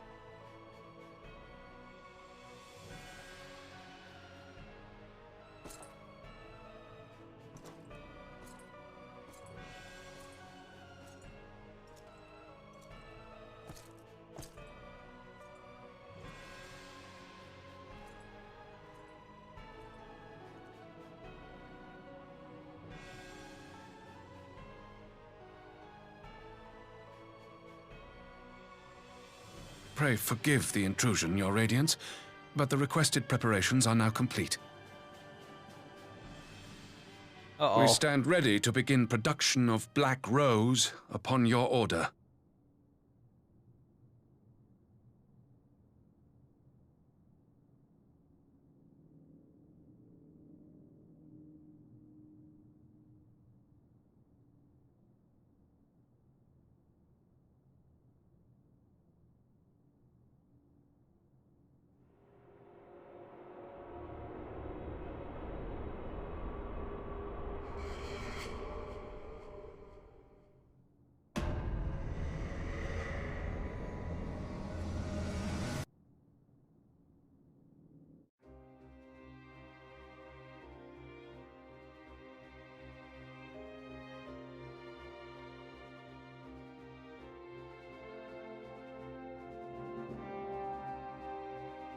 Oh, what?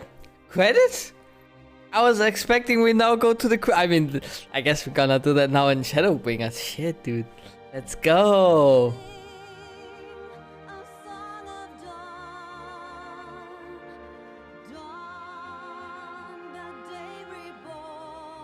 That was a good cliffhanger. Imagine having to wait now for an expansion. Ooh, I would be pissed.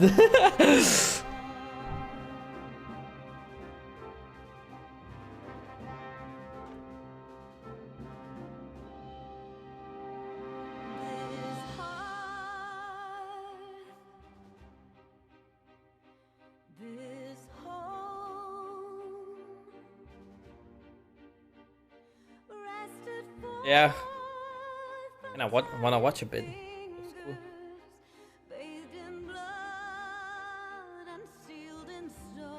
I can't wait to. Right now on my desktop, I still have like Genshin wallpapers, but I was scared of like browsing wallpapers on Wallpaper Engine because I don't want any spoilers. I can't wait until I'm done with the story so I can change my wallpapers.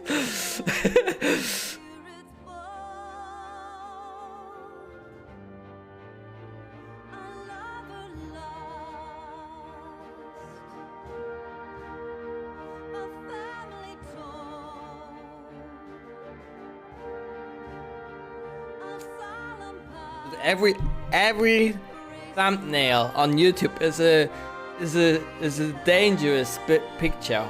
It's a thread. Exactly. Finally, I will be able to absorb all the fucking content.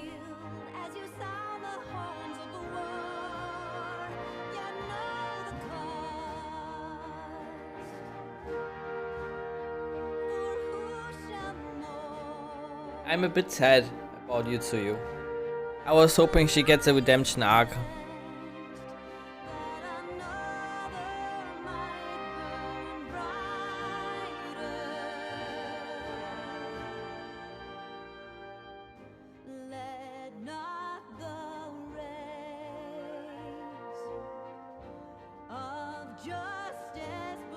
Yeah, I like the character as well.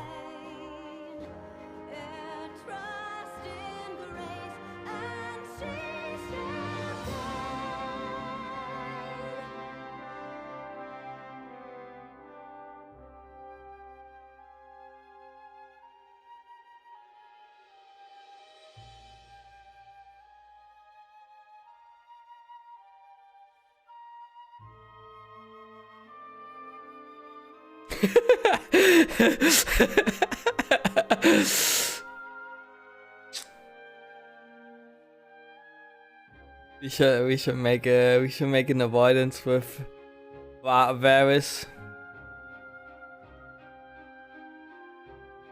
Ties like a barrage. What's the overall take on Stormblood then?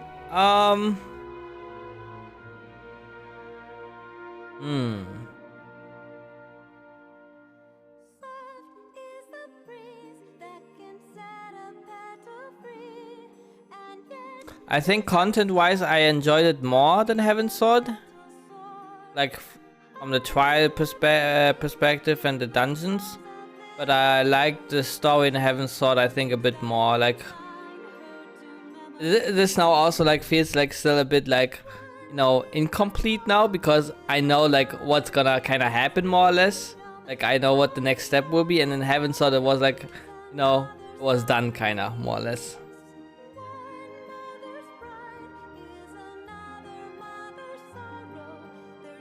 I guess this is a good, like, you know, now a nice now a nice, what is it called, transition into Shadowbringers though.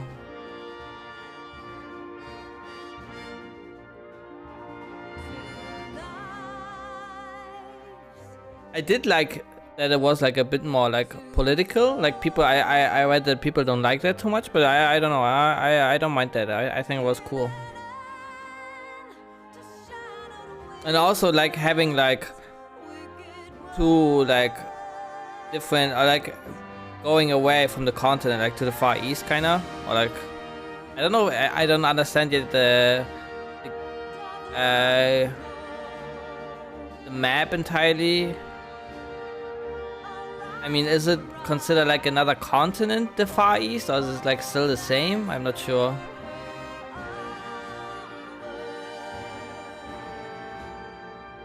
It's another continent, yeah, okay. Yeah, I did like that, getting out of Eorzea. And you know, seeing like I did like the Alamigo less than the Far Eastern side. Like with the underwater crab and shit like that, that was really cool. Oh yeah, the entire underwater thing I liked. Like having, like being able to dive. I don't know, I like that.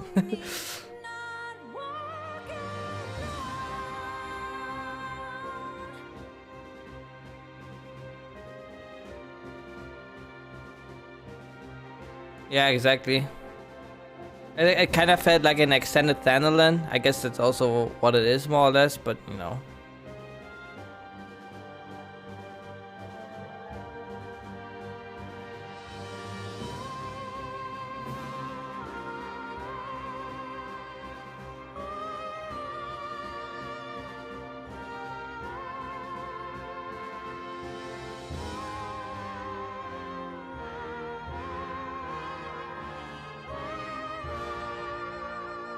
Yeah.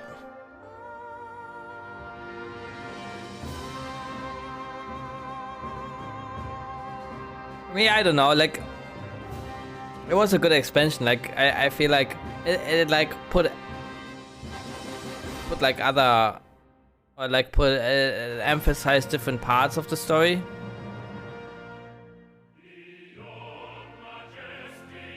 Or I don't know. No, I don't know how to say it, but it's like, I don't know, it's just different, and it's good at what it's doing, kinda, you know. But from my personal taste, I like the Heaven Sword a bit more, I think.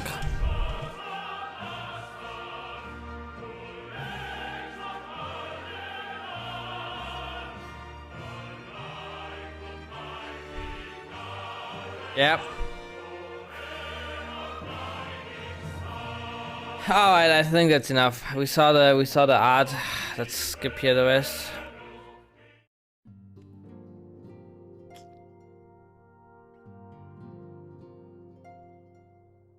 Alright, let's go ahead and just watch it now, or should I first do like the first parts of the quest?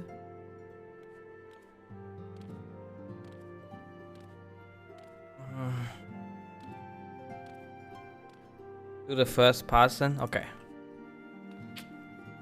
I knew you'd be alright, and to celebrate your return, I made you this. A brand new traveling outfit. Oh, I do hope it fits. Cool. But now is not the time to fuss over your measurements. I must go and speak with the researchers of St. Koinak's Find. Go and rest while we track down the beacon. Cyan Traveler attire. Okay, we got you drip. Let's see if we can like maybe combine the outfits again.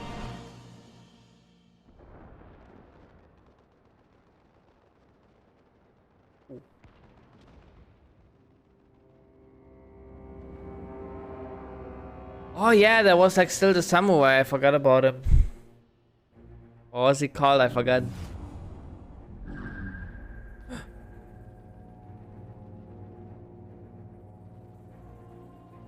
My enemy. My friend. Had I been but a step faster.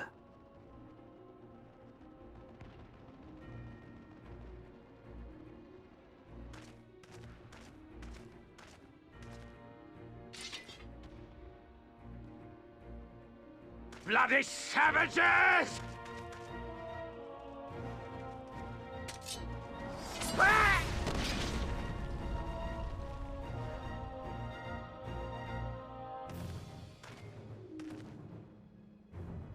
A pity your hunt leads you elsewhere. Not that I am surprised. May you find joy in it. Grow stronger, more savage, and savor every triumph. It sounds like the same voice actor like Xenos. In the meantime, I will reclaim that which is rightfully mine.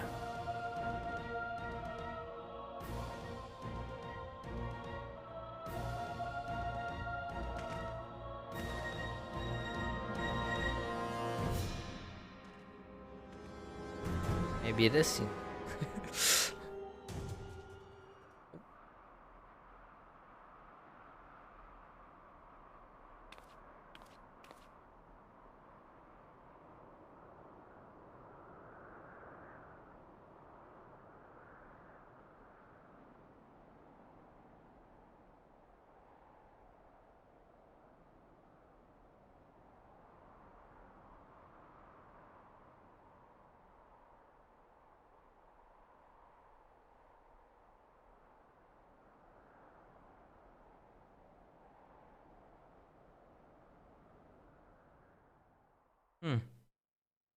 Well, if we're gonna in the midst of a requiem for heroes, a voice rings out across time and space. In fields of tranquil light, sow you seeds of darkness.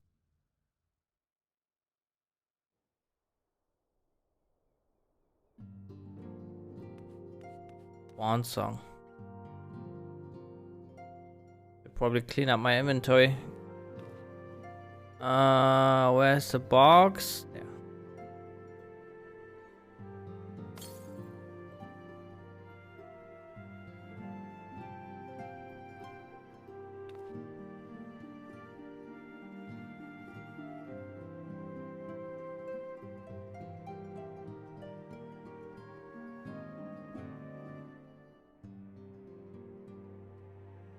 Shit, what the hell? It looks badass. Well, maybe not the helmet so much. I mean, the helmet is kind of cool, but it's also like really creepy for some reason.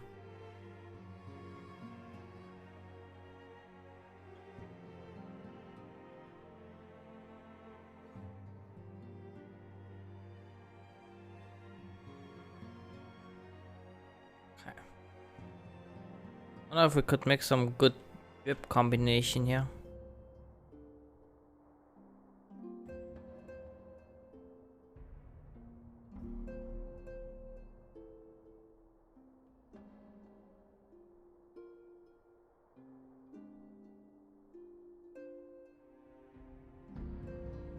I cannot be moved.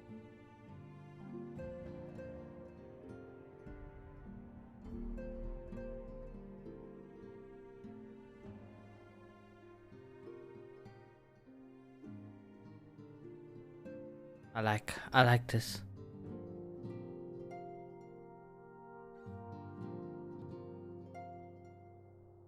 Okay.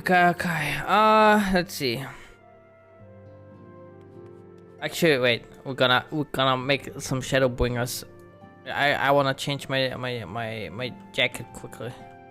Gonna go quickly back. No, not the goblet.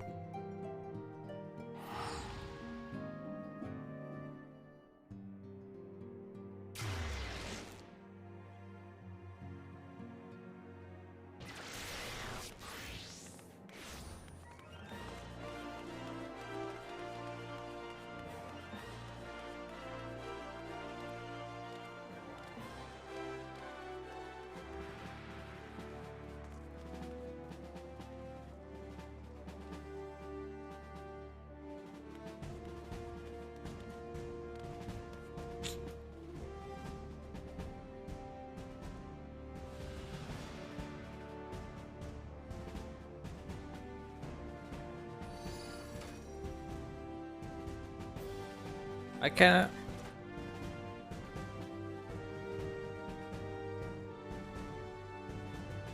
Oh, I know, man.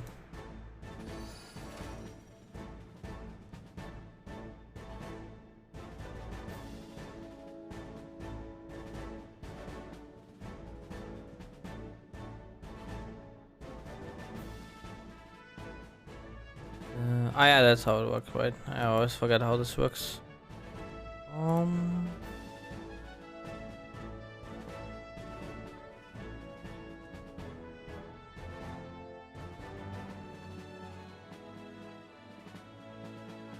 Okay. Shadowbringers today. I am already in Shadowbringers, what the hell? No?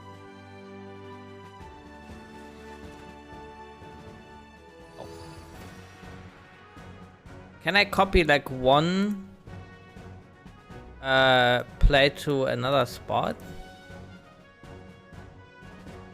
No.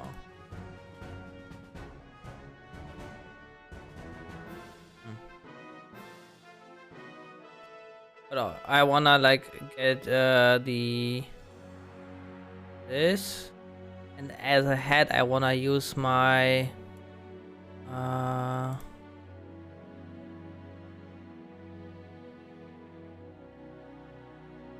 wait.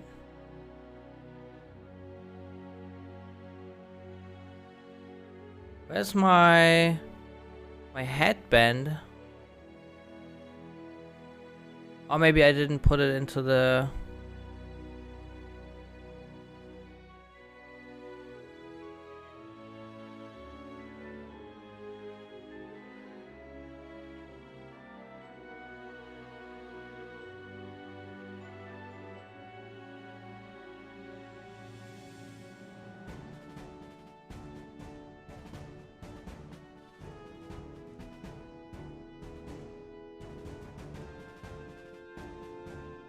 Probably like clean this up at some point, but this point is not now though. Alright, there we go.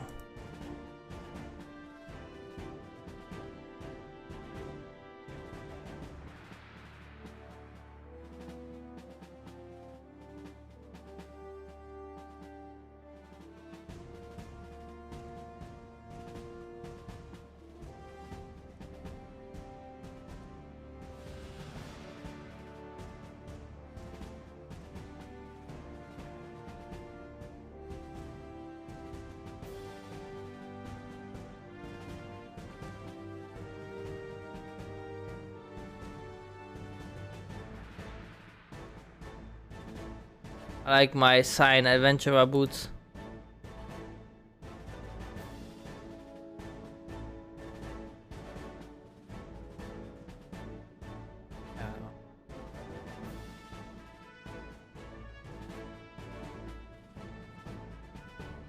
Oh, I have white mage. Oh, you're right. I can still put that on though. Does it work?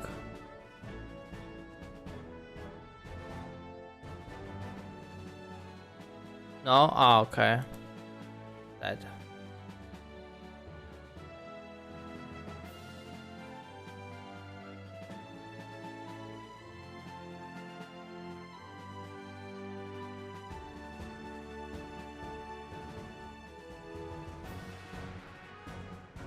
Oh, we can actually dye this. Oh.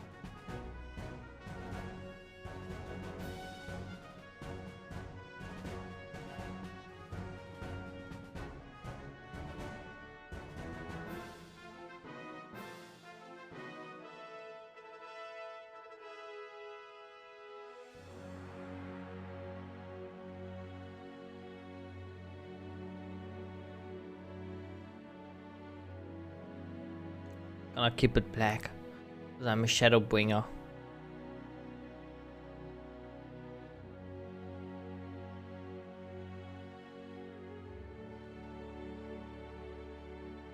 It's a shame you don't see the scarf.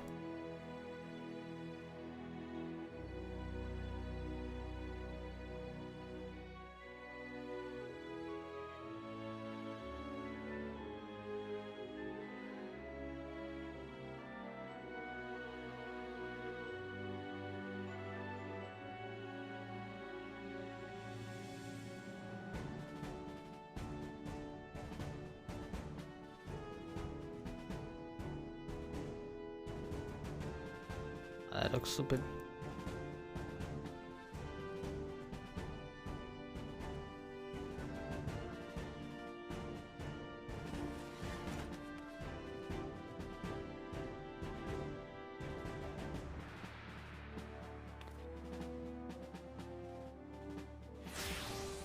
Alright.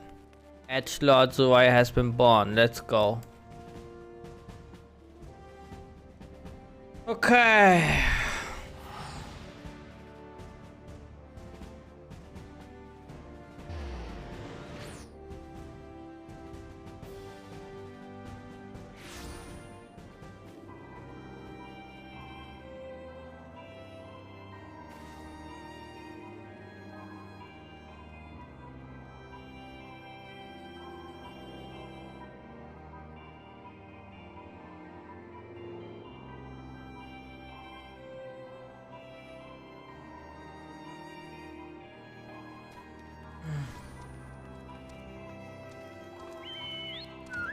I never talk with the Chocobo Keeper.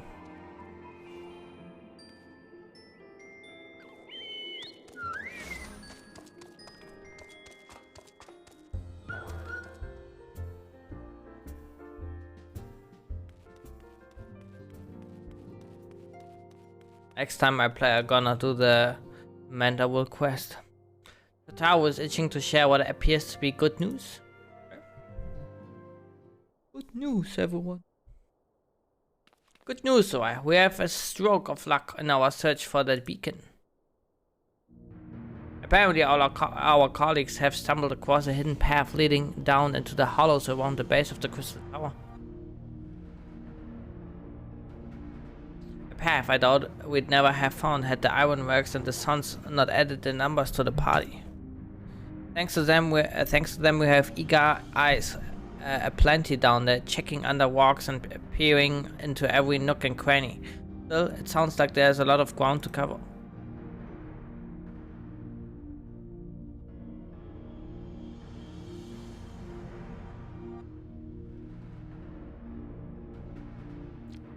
My thoughts exactly. The sooner we find this beacon, the sooner you can travel to wherever it is this mysterious voice is coming from. And the sooner we can work out how to help our friends. We have to find a way to wake them up and before the Empire comes calling again, meaning we have no time to lose. There's a boat in North Silvertier waiting to ferry people to the site, so let's be on our way.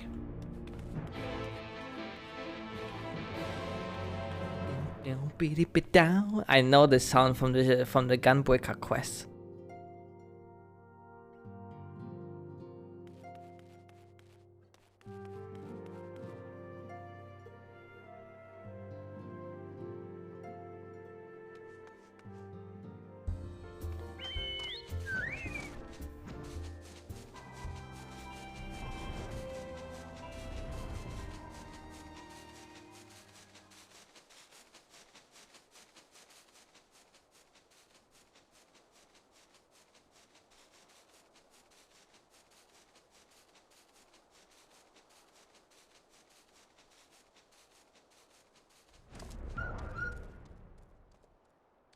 Heading to the survey site, madam. It's on the eastern shore of the lake, and the swiftest way to get there is by boat.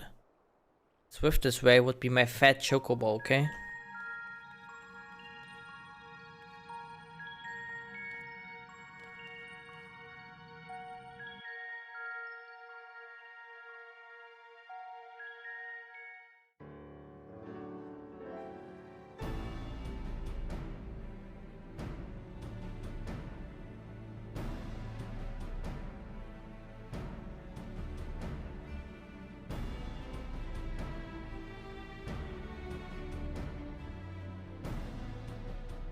Look how many people there are!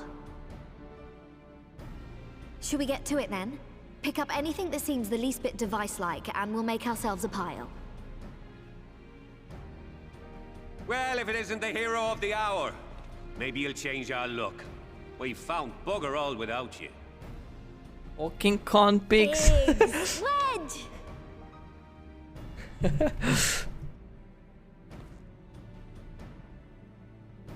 Aye, aye. Well, we could hardly say no to a call for aid from the Scions. Jesse called the chief for some other business, so we'll be working twice as hard to make up for his not being here. Thrice as hard, even. Thrice as hard, even. Thank you, both of you. I'm sure we'll find that beacon in no time.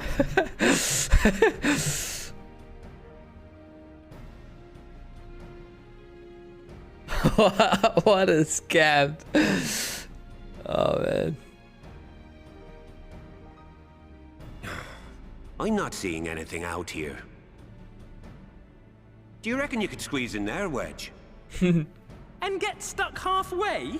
No, thank you. I could try if you like.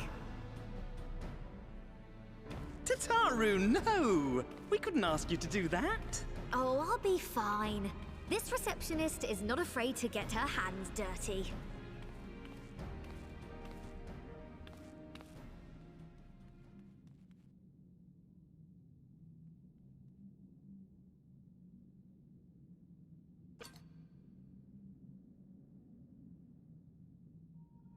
Sorry, I meant to say, the scholars haven't finished their preliminary assessment of the site yet, so we're not supposed to venture too far in. What's that you got there? Now that looks promising. Isn't that the Ironworks symbol? Counterfeiters? Now I have you. You are right. What's happening?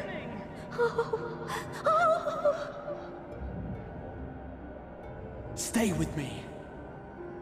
Focus on my voice. Let expanse contract. Eon become instant. Wait, this must be it. The device. Oh, this is supposed to happen. Throw wide the gates that we may pass. Oh, safe journey, warrior of light. Find our friends and bring them home.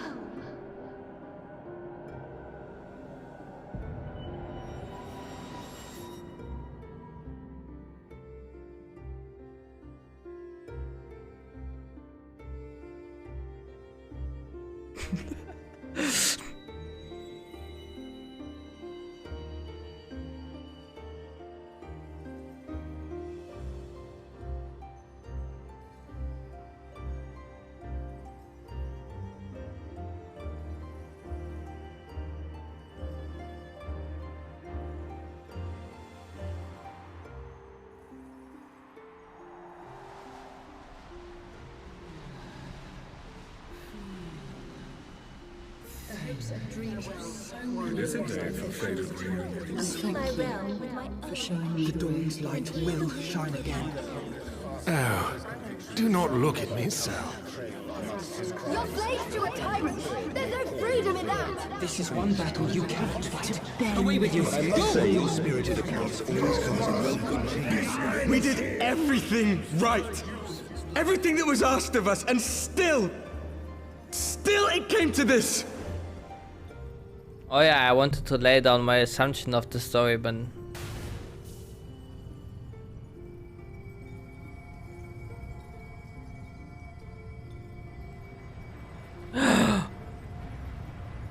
Is that Menphilia?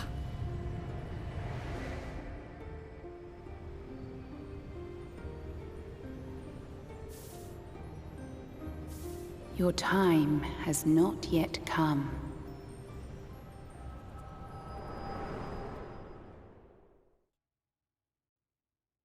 Okay, very interesting.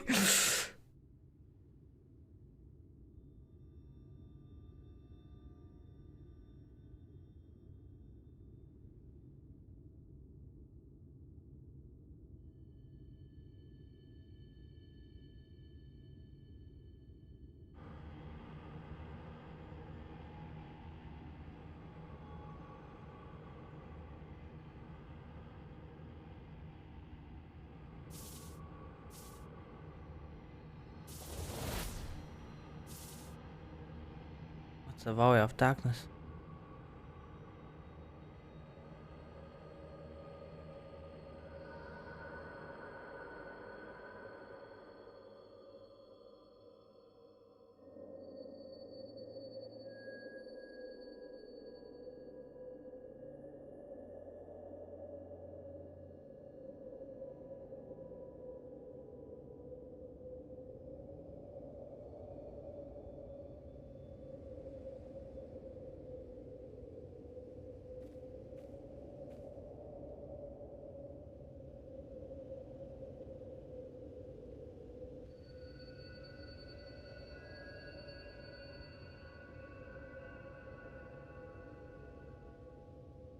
From endless dreams I awake.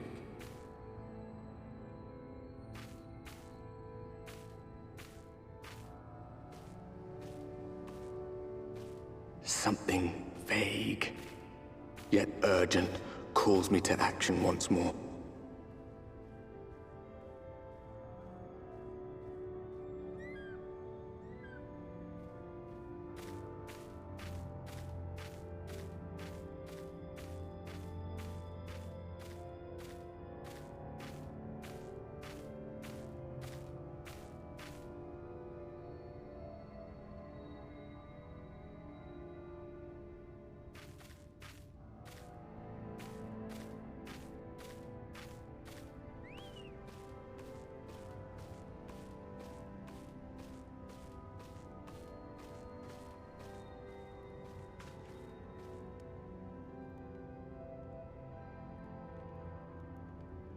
Rare to meet someone out here who's not a peddler themselves. What brings you into the wilds this time of night?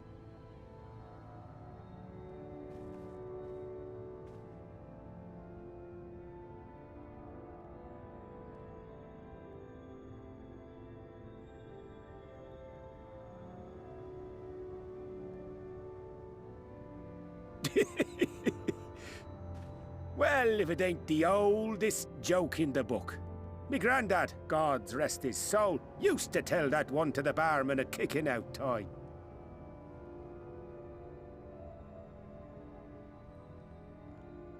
And when, pray tell, did we last have a dark night? You rotten old drunk, you, he'd reply. Yeah.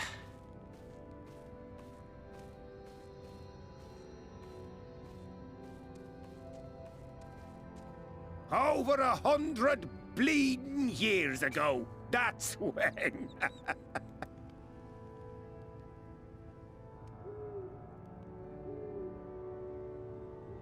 think we're on the planet from the Warrior of Darkness. You got that look down to a T. I'd almost think you meant it. Ah, got to you, did they? Poor beggar. That explains it then.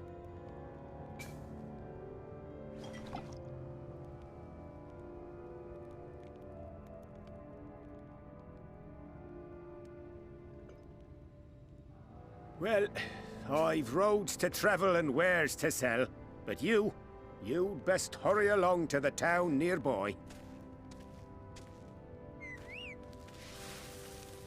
Just head east through the trees and aim for the Shining Tower. You'll find the place soon enough. 'Tis the biggest settlement for malms around. Go on now, friend. They'll take good care of you in the Crystarium.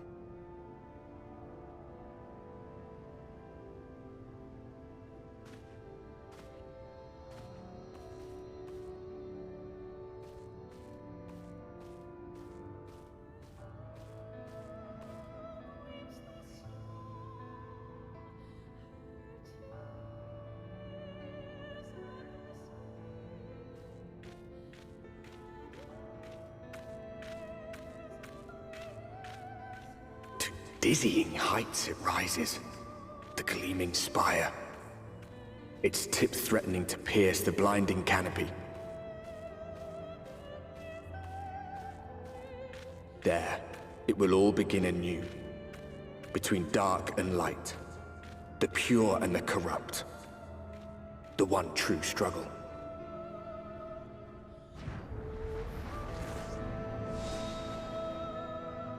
Nice.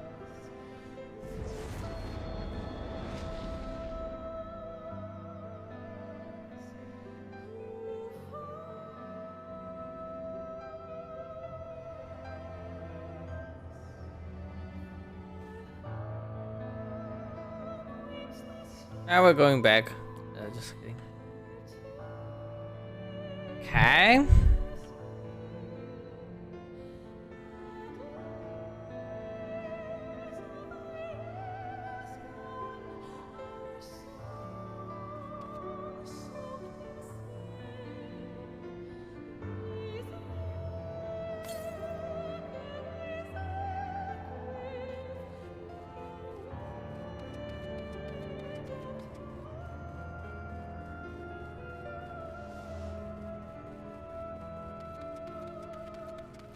Looks really nice, yeah.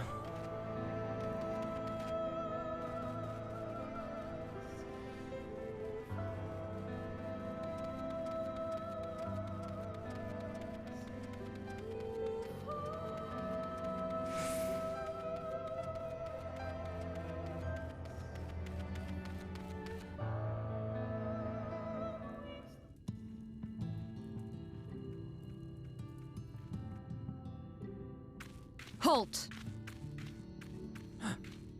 Funny gods, finally.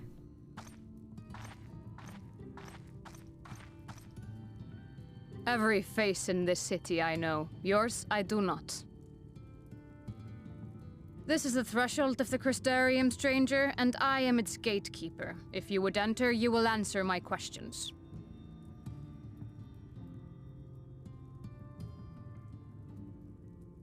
From where do you hail?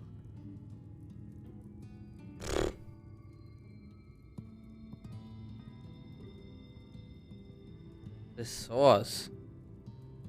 I don't fucking know.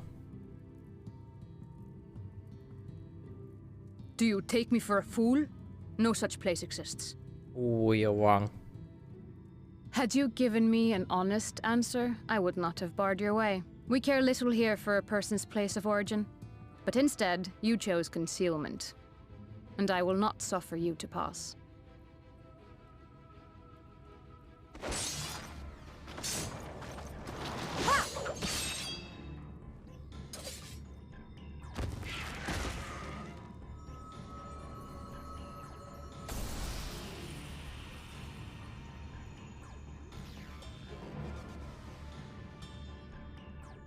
That one had eaten.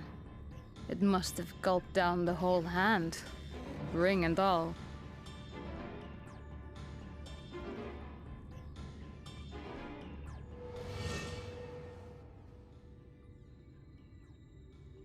Oh. Web.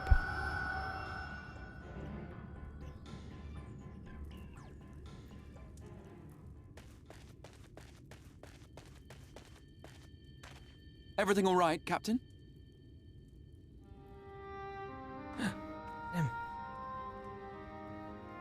Quite all right, my lord. Just a stray sin eater, and a weak one at that.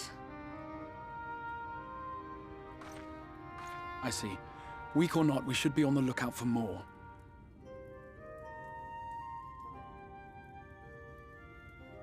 But I see you've met my guest. I will escort her to the Crystarium myself, if you've no objections. Another of your mysterious friends, is it? I should have known. Very well. I'll inform the others your guest is to be given the run of the city.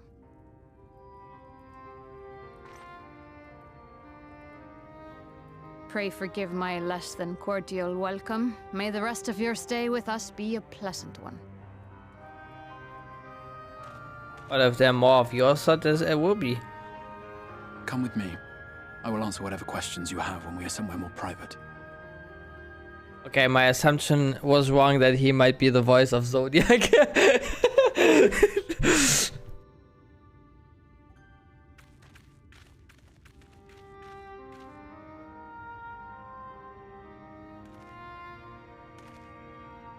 Right then, before we plunge into the wheres and wherefores, let me first thank you for answering my summons.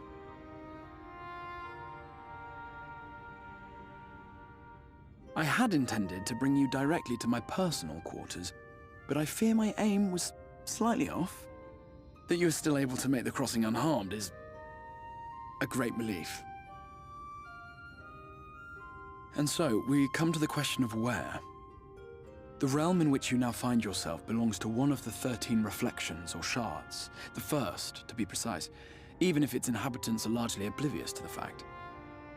As to wherefore, having been awarded the rather grandiose title of Crystal Exarch, I, in my capacity as caretaker of the Crystarium, thought to seek the aid of you and your companions.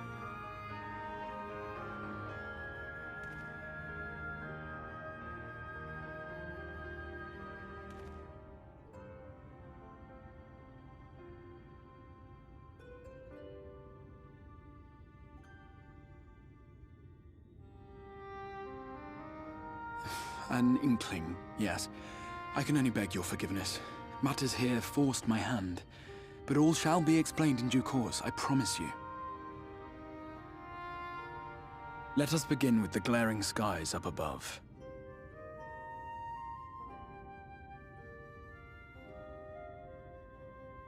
Here in the First, the world has been all but consumed by primordial light.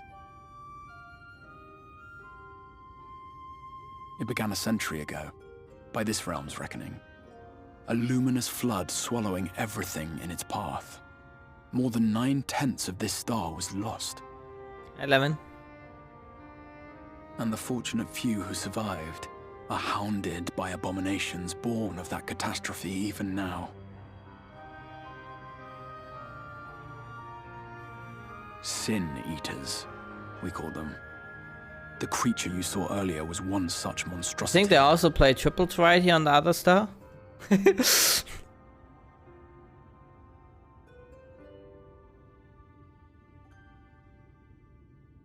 It was to save the First from this menace that I learned to bridge the rift between worlds. That I might call upon the aid of the greatest of heroes. Me?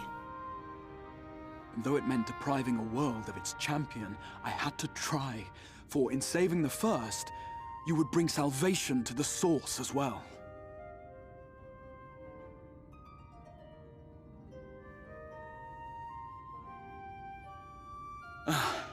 But what manner of host harangues his guests in the middle of the road?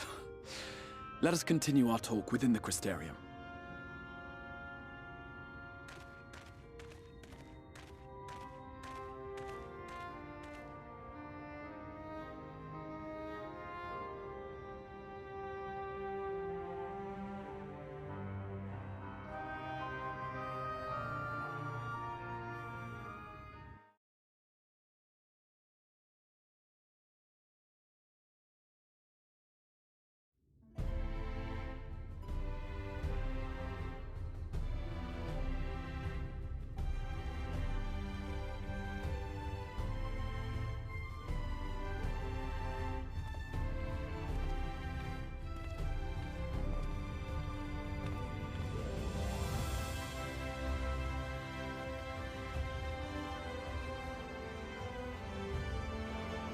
Such a proud and vibrant city. The sole sanctuary for the living in a world all but resigned to oblivion. Each stone was laid with hope. The town itself a symbol, a monument to defiance in the face of death. No would-be hero could fail to answer its call. For who among us does not yearn for salvation?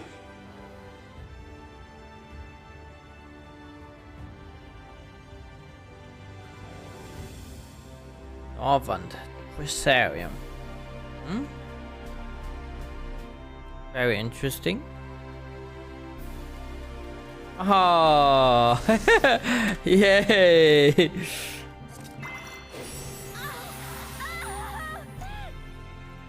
My friends.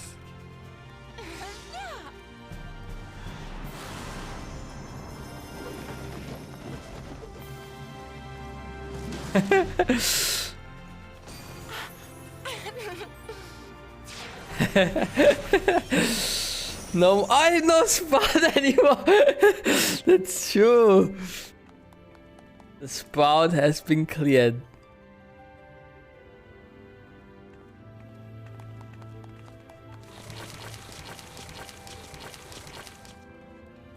Nice.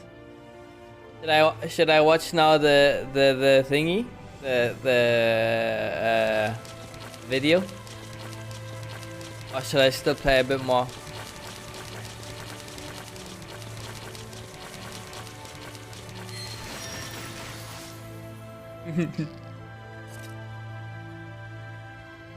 Play a bit.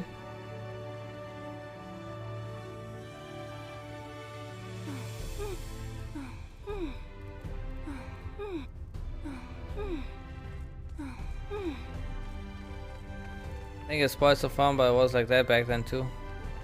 Ooh.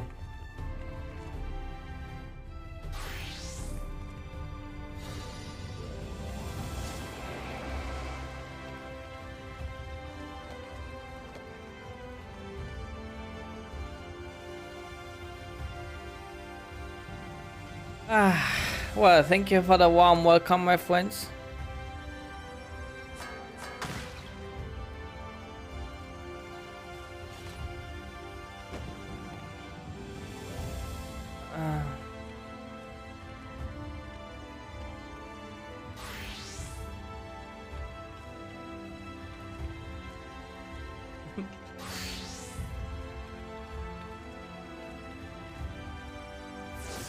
Evil.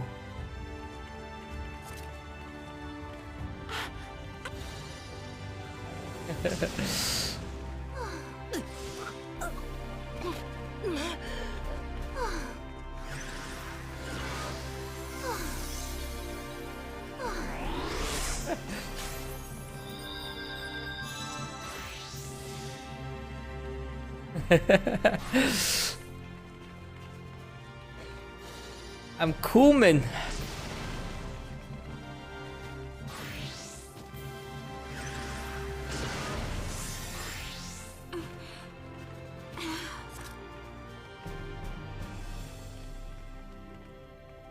We lost a soldier. We lost 2 soldiers. Oh no. Oh, we lost 3 soldiers. What the hell?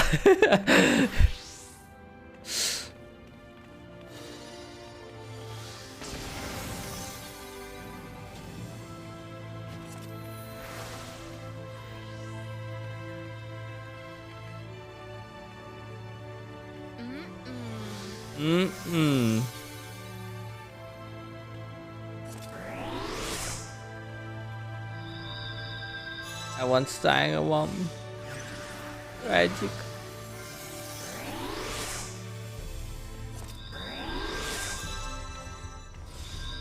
See, dragon girls are like very popular in our FC.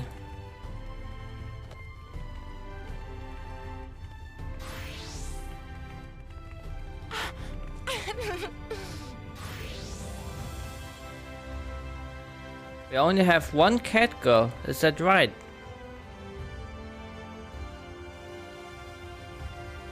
And this Penny is also, I'm not sure what Penny is. Penny a cat girl?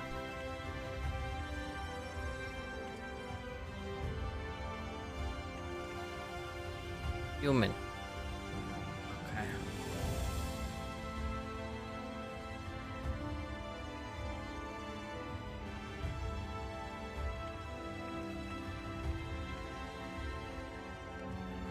Dragon Girl supremacy, true.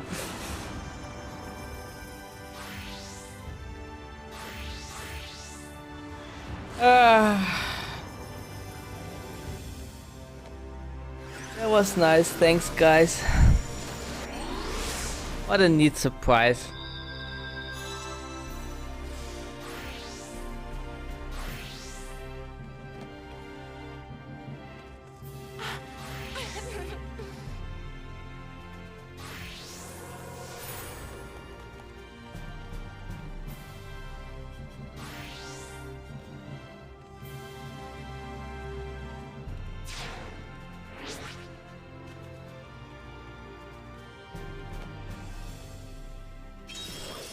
Make a screenshot. Everyone together as a non-sprout. Let's go. Wolfie, you have to make a group thingy.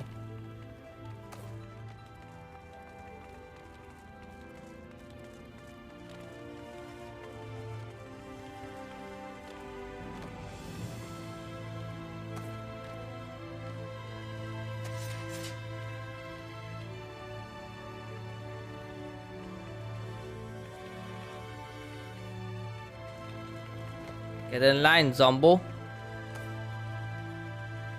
My boy.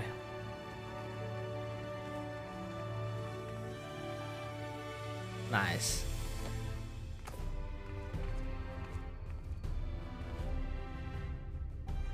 Everyone's looking drip.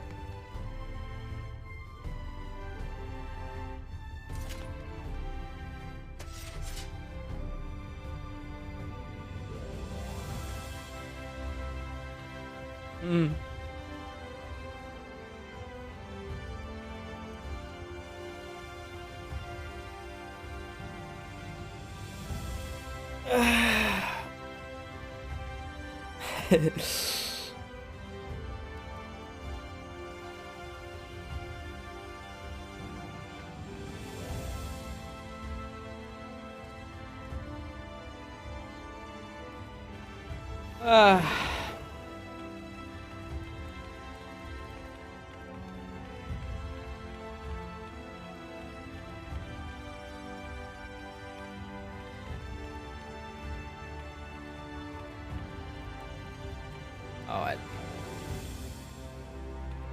I will take my leave here, my friends. I expect a nice screenshot. Once again, thank you.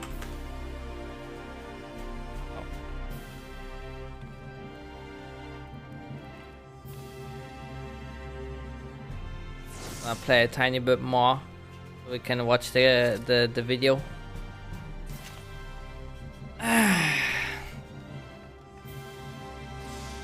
Here we are. Welcome, my friend, to the Crystarium.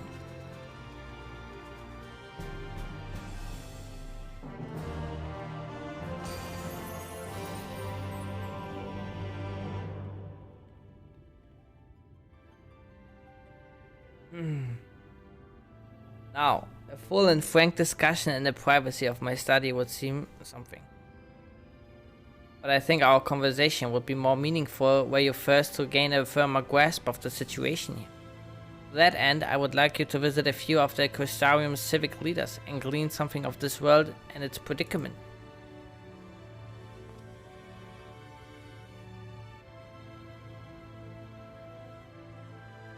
As you can see, this path will take you directly to the Aetherite, a convenience with which I'm sure you are only too familiar. Being the rightful object of my summoning spell, you should be, in theory, be able to reach all the way back along your etheric trail and find a connection in the source, believe it or not. I strongly suggest you complete this attunement before venturing any further.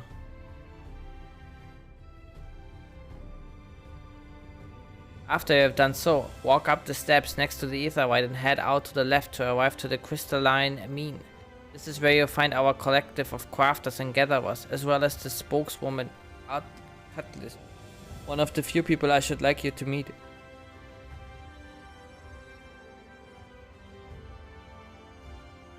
Another is Morin. To reach him and his cabinet of curiosity, you'll want to avoid the aforementioned steps. Take the exit on the left and simply continue straight along and down until you come to the large doors at the end of the path.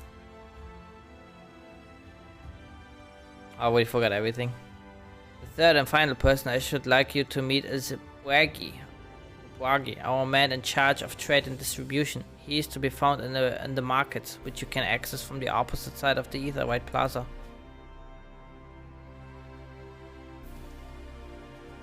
Seeking out each of my colleagues, you will visit the major districts of the city and hopefully gain a feel for the place. I trust my directions were simple enough. Crystal clear, little yoke there. Ha! Very good. I concede the layout of the Crystarium owes more to historic necessity than planning, but I am sure you'll learn its twists and turns before long. In all honesty, the true challenge may be in finding the right way to approach its citizens. As you discovered during the encounter with the captain, the people of this world are unaware of the existence of other stars and will struggle to accept the truth of your origin. That being the case, when they ask whence you hail, as they inevitably will, I suggest you claim to share a homeland with the Crystal Exarch.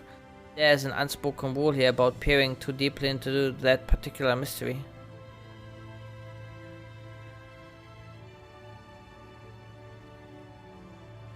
Okay. When you finish making the rounds, pray meet me in the large courtyard at the center of town. Until then.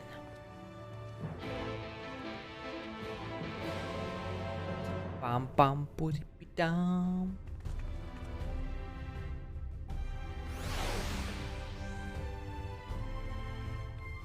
Little uppy walk here.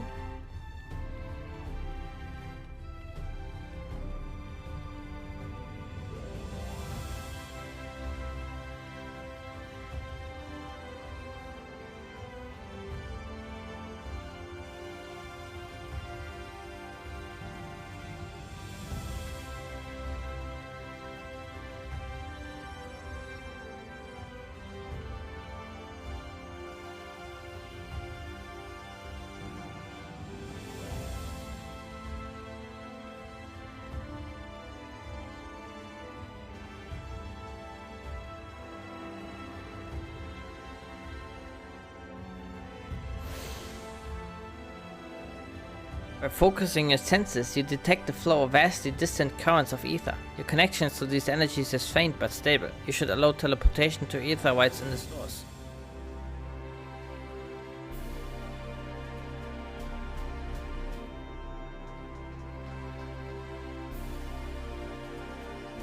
Okay, is that up or is that down? I'm not sure.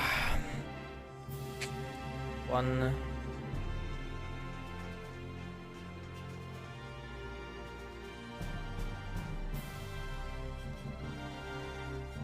That is that one. So make sure to attune to everything.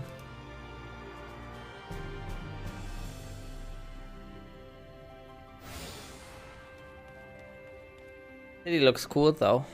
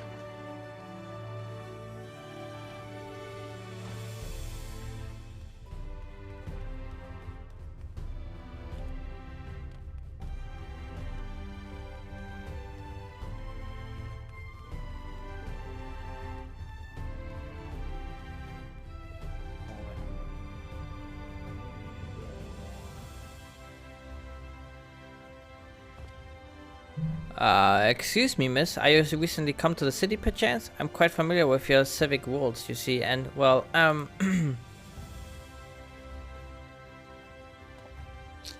What I mean to ask is, have you brought any books with you? A rumpled scroll even, a scrap of scribbled on parchment. My apologies, literature is something of an obsession of mine, as well as a profession. Librarian Morin, at your service. Librarian. And this humble collection is known as the Cabinet of Curiosity. As your powers of perception have likely informed you, my colleagues and I are responsible for curating all manner of tomes, documents, and other vehicles of the written word. As horrific as the loss of life and land wrought by the flood unquestionably was, the damage to recorded knowledge was no less catastrophic. With you, do all we can do preserve what wisdom survived. But tell me, what brings you to the cabinet today? Looking for any title in particular? Mayhap a spot of academic research? Oh, so you're an interest in modern history. Splendid. A thorough review of the recent events can often yield novel perspectives. I quite agree. If you would prefer something visual to accompany the account, then I think I have an illustrated history book for children somewhere. Just a moment and I'll fetch it for you. Just because I'm small, are you kidding me?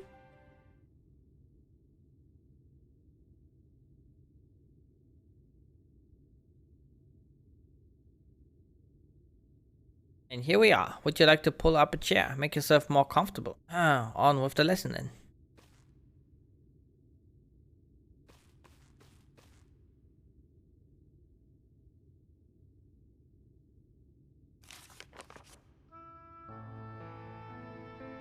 "100 years ago, or near enough, not to matter, villains known as the Warriors of Light slew the Shadowkeeper, the Steward of Darkness."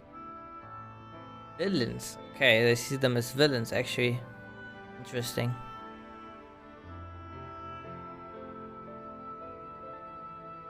In the wake of this tainted deed, light began to pour into the world as it formed unseen cracks, cooled and swelled without cease, until the day an enormous, blinding wave rose up and swept across our star. We called this calamity the Flood of Light. Everything it touched was leached of life and vigor, leaving naught behind but a luminous wasteland.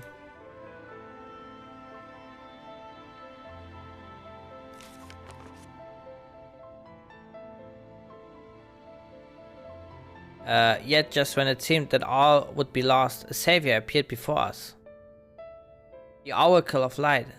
She stood twixt us and approaching doom, and by her power did she stay the flood. Thus was Norvend, The North and Northern alone spared the fate of Eurasia. That meant failure?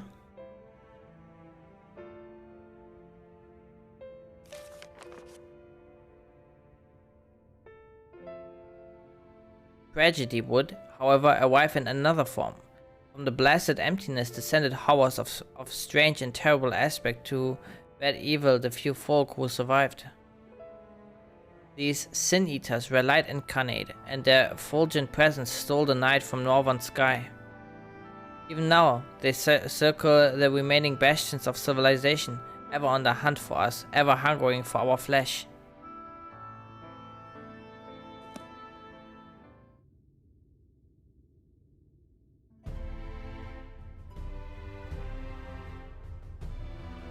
And thus did the world become what it is. Should you ever wish to hear the tale again, I would be glad to retell it for you. Or if you would rather I speak of the matters, that too would be my pleasure. I should be glad of the company.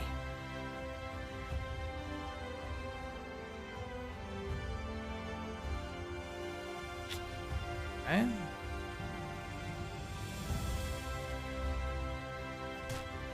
Boom.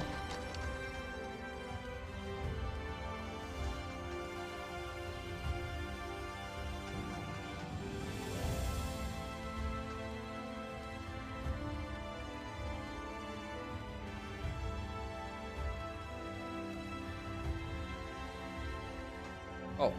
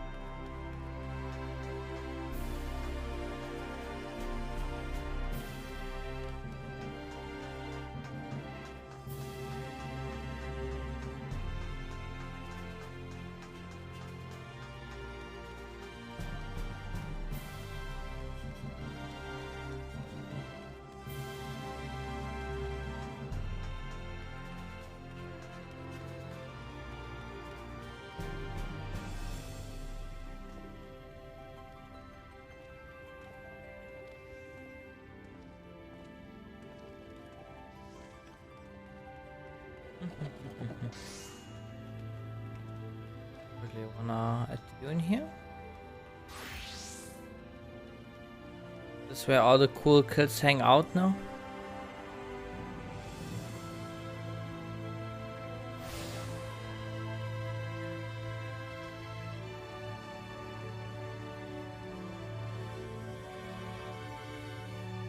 Oh, it's an elegant node. Look at this. They have elegance here as well. Very interesting, very interesting.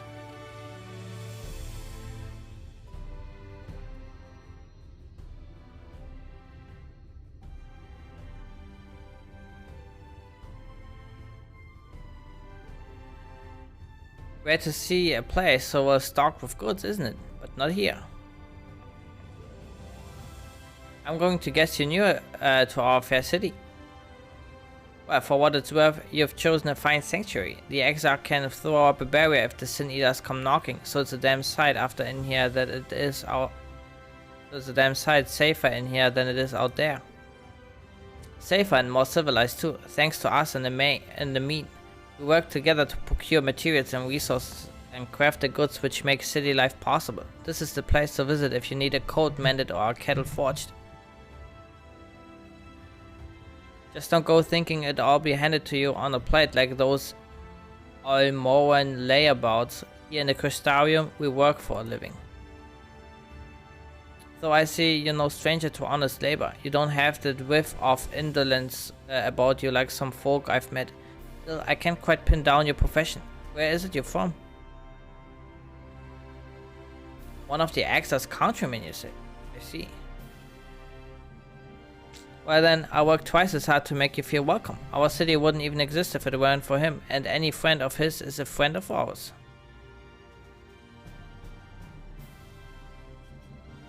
It's really quite incredible when you think about it. They say his grand magic summoned the Crystal Tower into existence. pulled the entire thing out of thin air. It wasn't long before droves of refugees began congregating around its base, desperate for shelter after losing their homes to the flood. And that's how the Crystarium began. At the Exarch's invitation, buildings started going up, and with the help of some curious relics brought forth from the tower, the place gradually expanded into the thriving metropolis you see today. Well, I guess it makes... Well, if it's the same like kind of the Crystal Tower on our planet, then it makes sense there's like elegance. Or elegant technology. The city stood here for decades now, yet the eldest among us swear the Exarch looks exactly the same as he did back then. He is indeed a man of many mysteries, but for all his secrecy, he has never yet let us down. So if he and you wish to remain silent about your shared homeland, then the folk here will respect your wish for privacy. I am, however, more than a little curious to see any crafting talent you might be hiding. If you are to contribute on that front, be sure to come back and visit once you have a chance to settle in. Just ask for Catalyst and I find you a niche here in the crystalline mean. You can help us keep the cogs of the city greased and turning. You want to grease me? You want me to grease your cogs? What the hell? The exchange with Catalyst has taught you about the life in the Crystarium.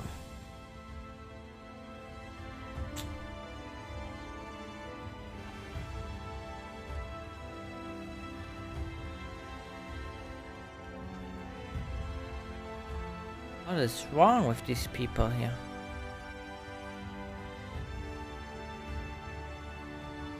Wait, where? Oh, it's probably up here. Hold on.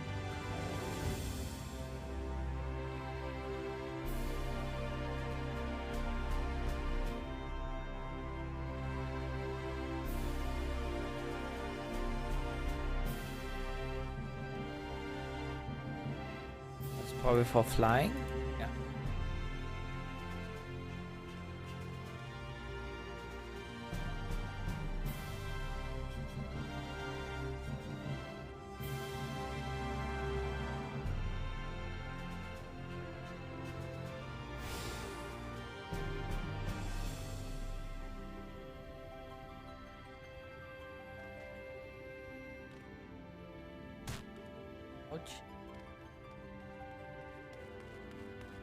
The real question though is there a jumping puzzle here?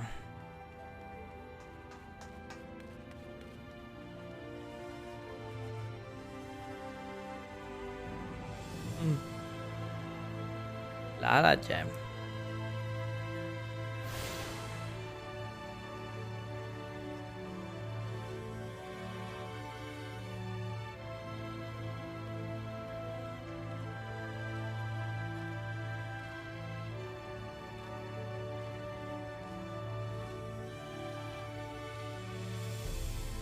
Oh, look, a garden. Nice. Fort Rivium.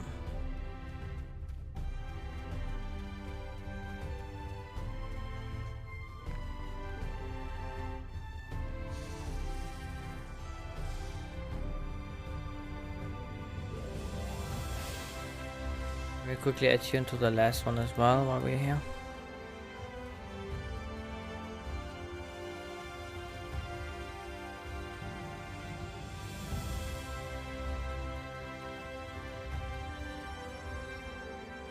I think that's the last one at least.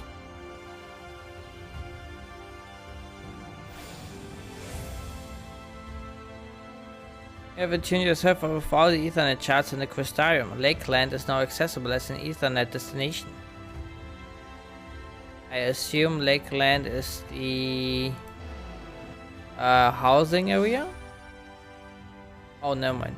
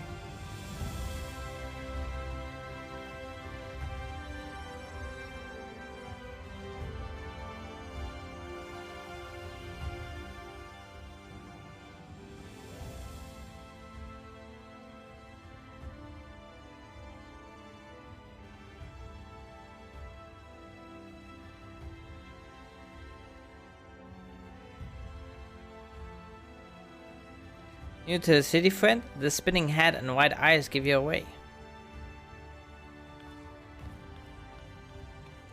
Welcome, my name is Bragi and I'm the master of these markets. They gave the district another official title, but I'm not in the habit of using it, to flow it by half. In any case, our merchants stock a wide range of equipment, so we should have something in your size. Forgive my asking, but you are a dwarf, yes? We don't get many of your lot coming down from the mountain these days.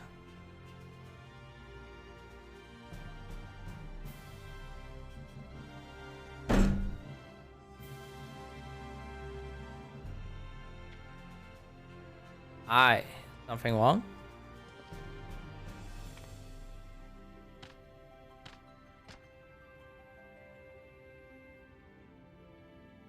Let's see if we can straighten this out. See those two in front of us? The shorter one is a Hume. And the taller one is an elf. The sturdy individual over there is a Gargant. Whilst the one with the horns is a Dran. And then you have the large scaly chaps with long tails and a knack for raising livestock. Those would be the Zun. These are Amalja, okay? Which is apparently not what you call them. Do the dwarves have different names for all the people of the world? Or did you pick up the common tongue in some other far-flung region? Ah, the same as the Exarch, eh? Well, that explains it. Don't get much further flung than that. We've had a few of your lot pass through in recent years, and despite their obvious learning, they floundered over the simplest things. But not to worry, should you find yourself confused by the local language or customs, I'll be here to answer your questions. Okay.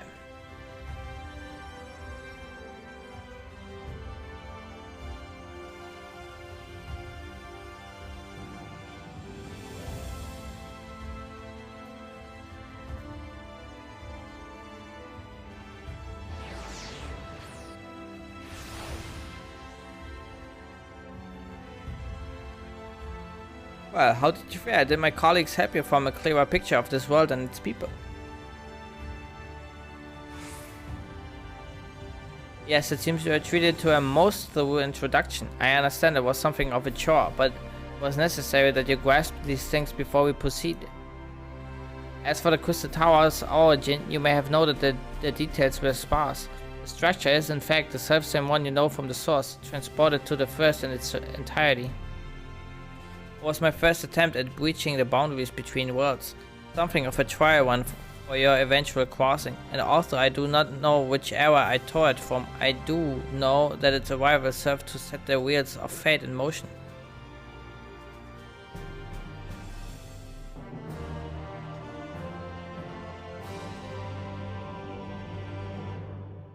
You've done as I requested and learned something of the world in which you find yourself. Now it's time I fulfilled my half of the bargain and explained what has befallen your comrades. That is a conversation I would rather have in the privacy of my quarters. However, I must go on ahead to the tower and organize a few things, but I shall see that the guard knows you to admit you.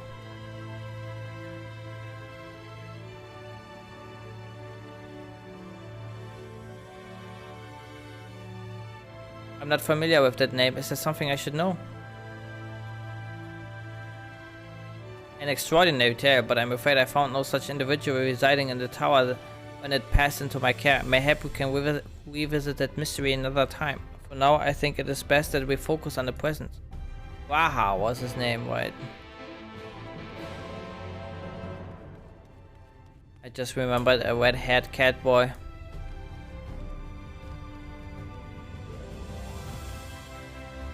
Greetings, madam. The Exarch awaits you within. Oh, let's do this and then I'm gonna watch the video. Then we're good.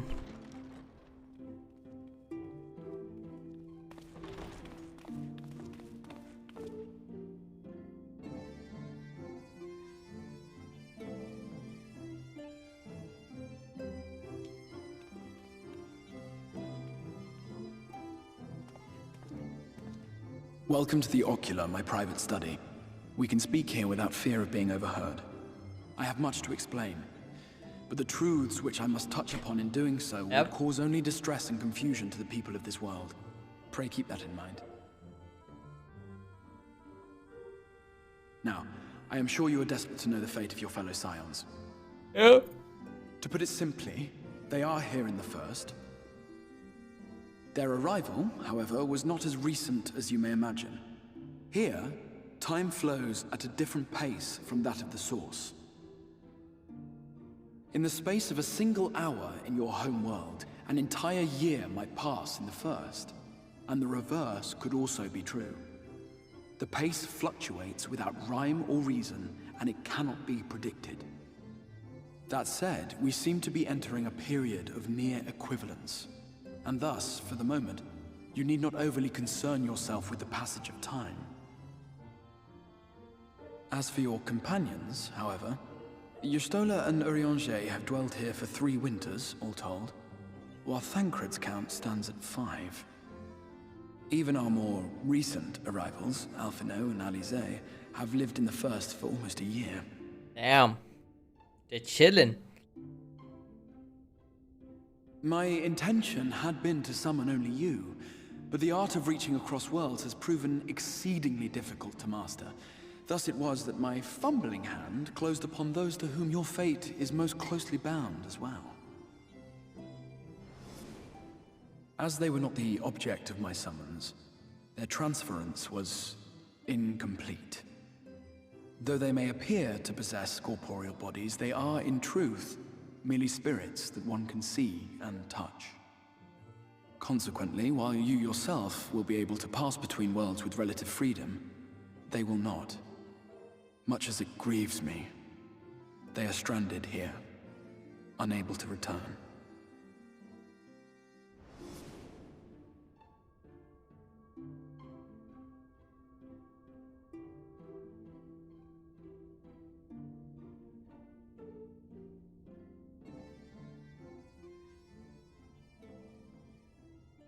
We spent every waking hour searching for a way to reverse the summoning.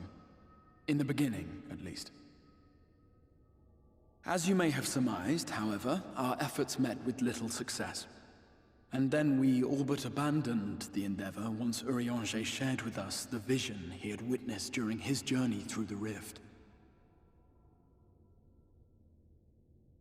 In that chaotic no-man's land between realms, time and space warp and blend in unexpected ways.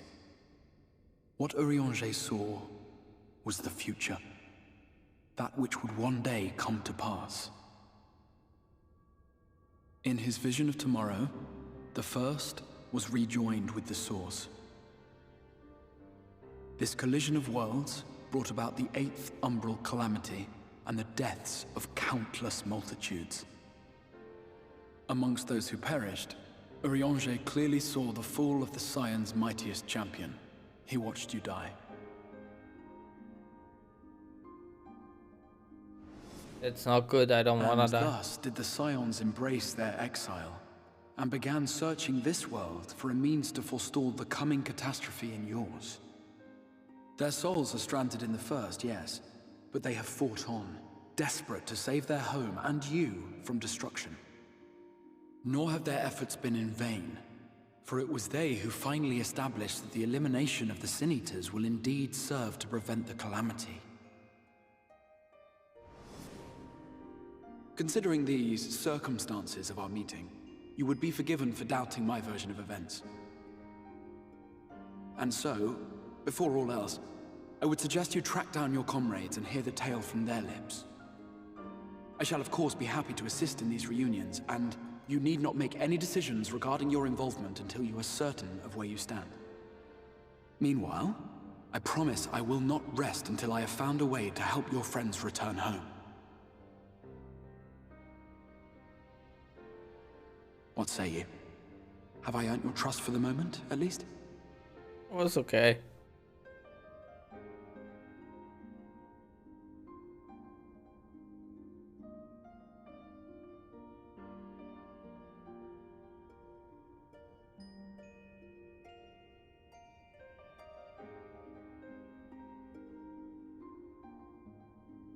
Excellent. You will not regret this. With that settled, we shall have to see about getting you ready for the road. Traveling across the rift has no doubt left you weary. I will arrange for a room where you might rest in comfort. While it's being prepared, perhaps I can show you around.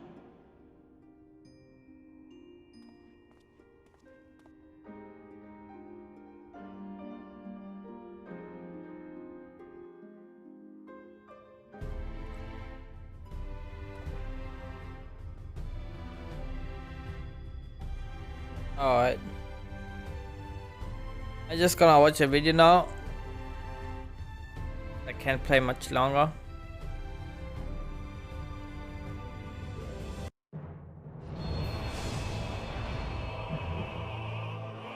Alright, let's go.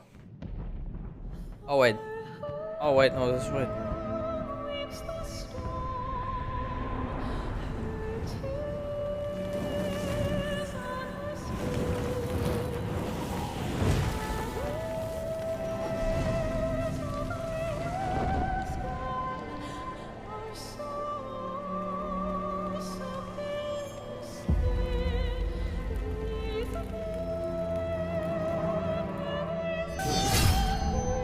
How many years have come and gone since that day?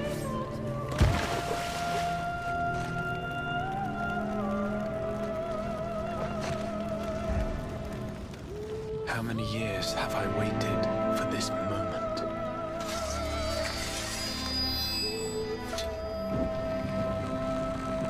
For the one that stood alone against the storm.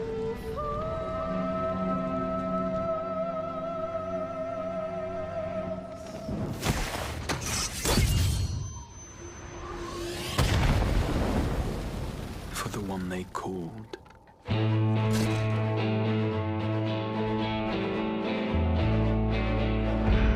The warrior of light.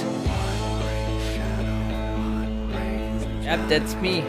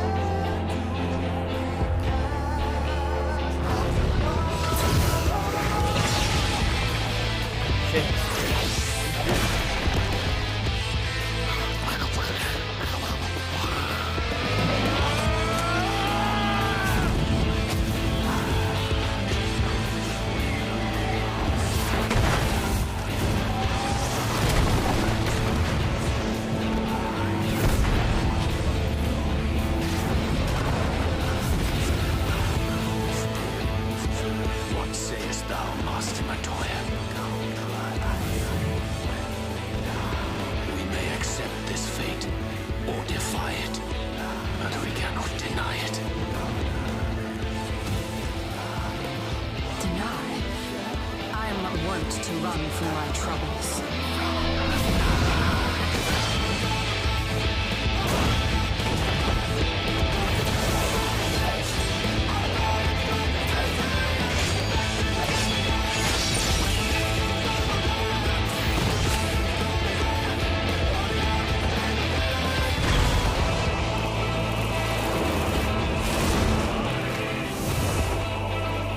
Until our friend returns, I will hold the line.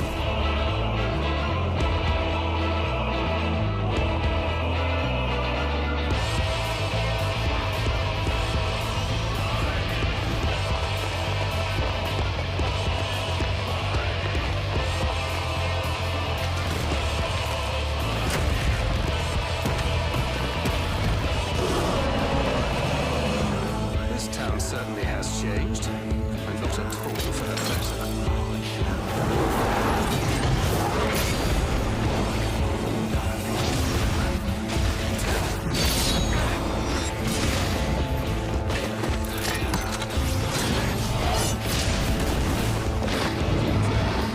have a thank you with the gunbreaker. I promise you, Philia. Philia? She looked weird.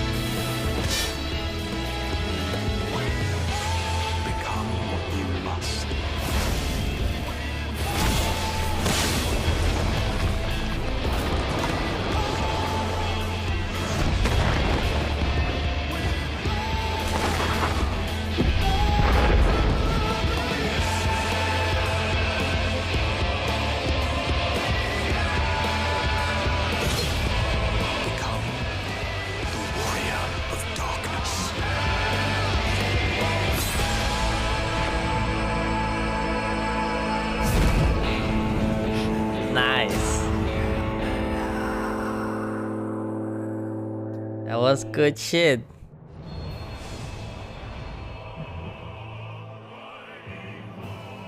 Good shit, good shit. Alright, yeah. There was like quite a bit to take in, but I couldn't like make much out of it because everyone was there, but they were different, right? So I'm curious how this is gonna play out. Yeah. Like, also Uyanje called Istola the Master Matoya in the cutscene. He's lacking critical information.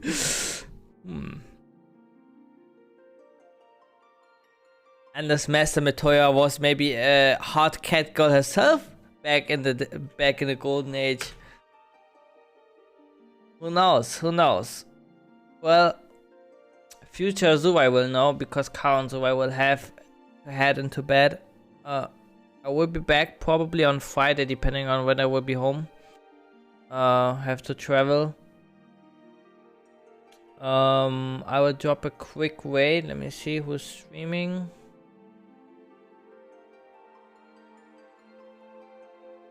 Oh yeah, Power's doing some crap. I don't know what he's doing. Or he's playing the Metroidvania.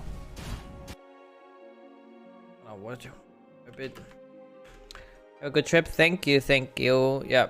Like I said, we'll be back on Friday. I wish you all a good night. Thanks for watching. Thanks for the nice welcome party in Shadowbringers. That was a nice surprise.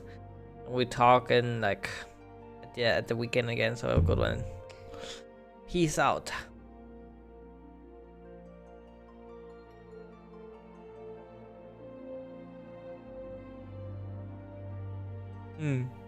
Prepare your ass, bitch.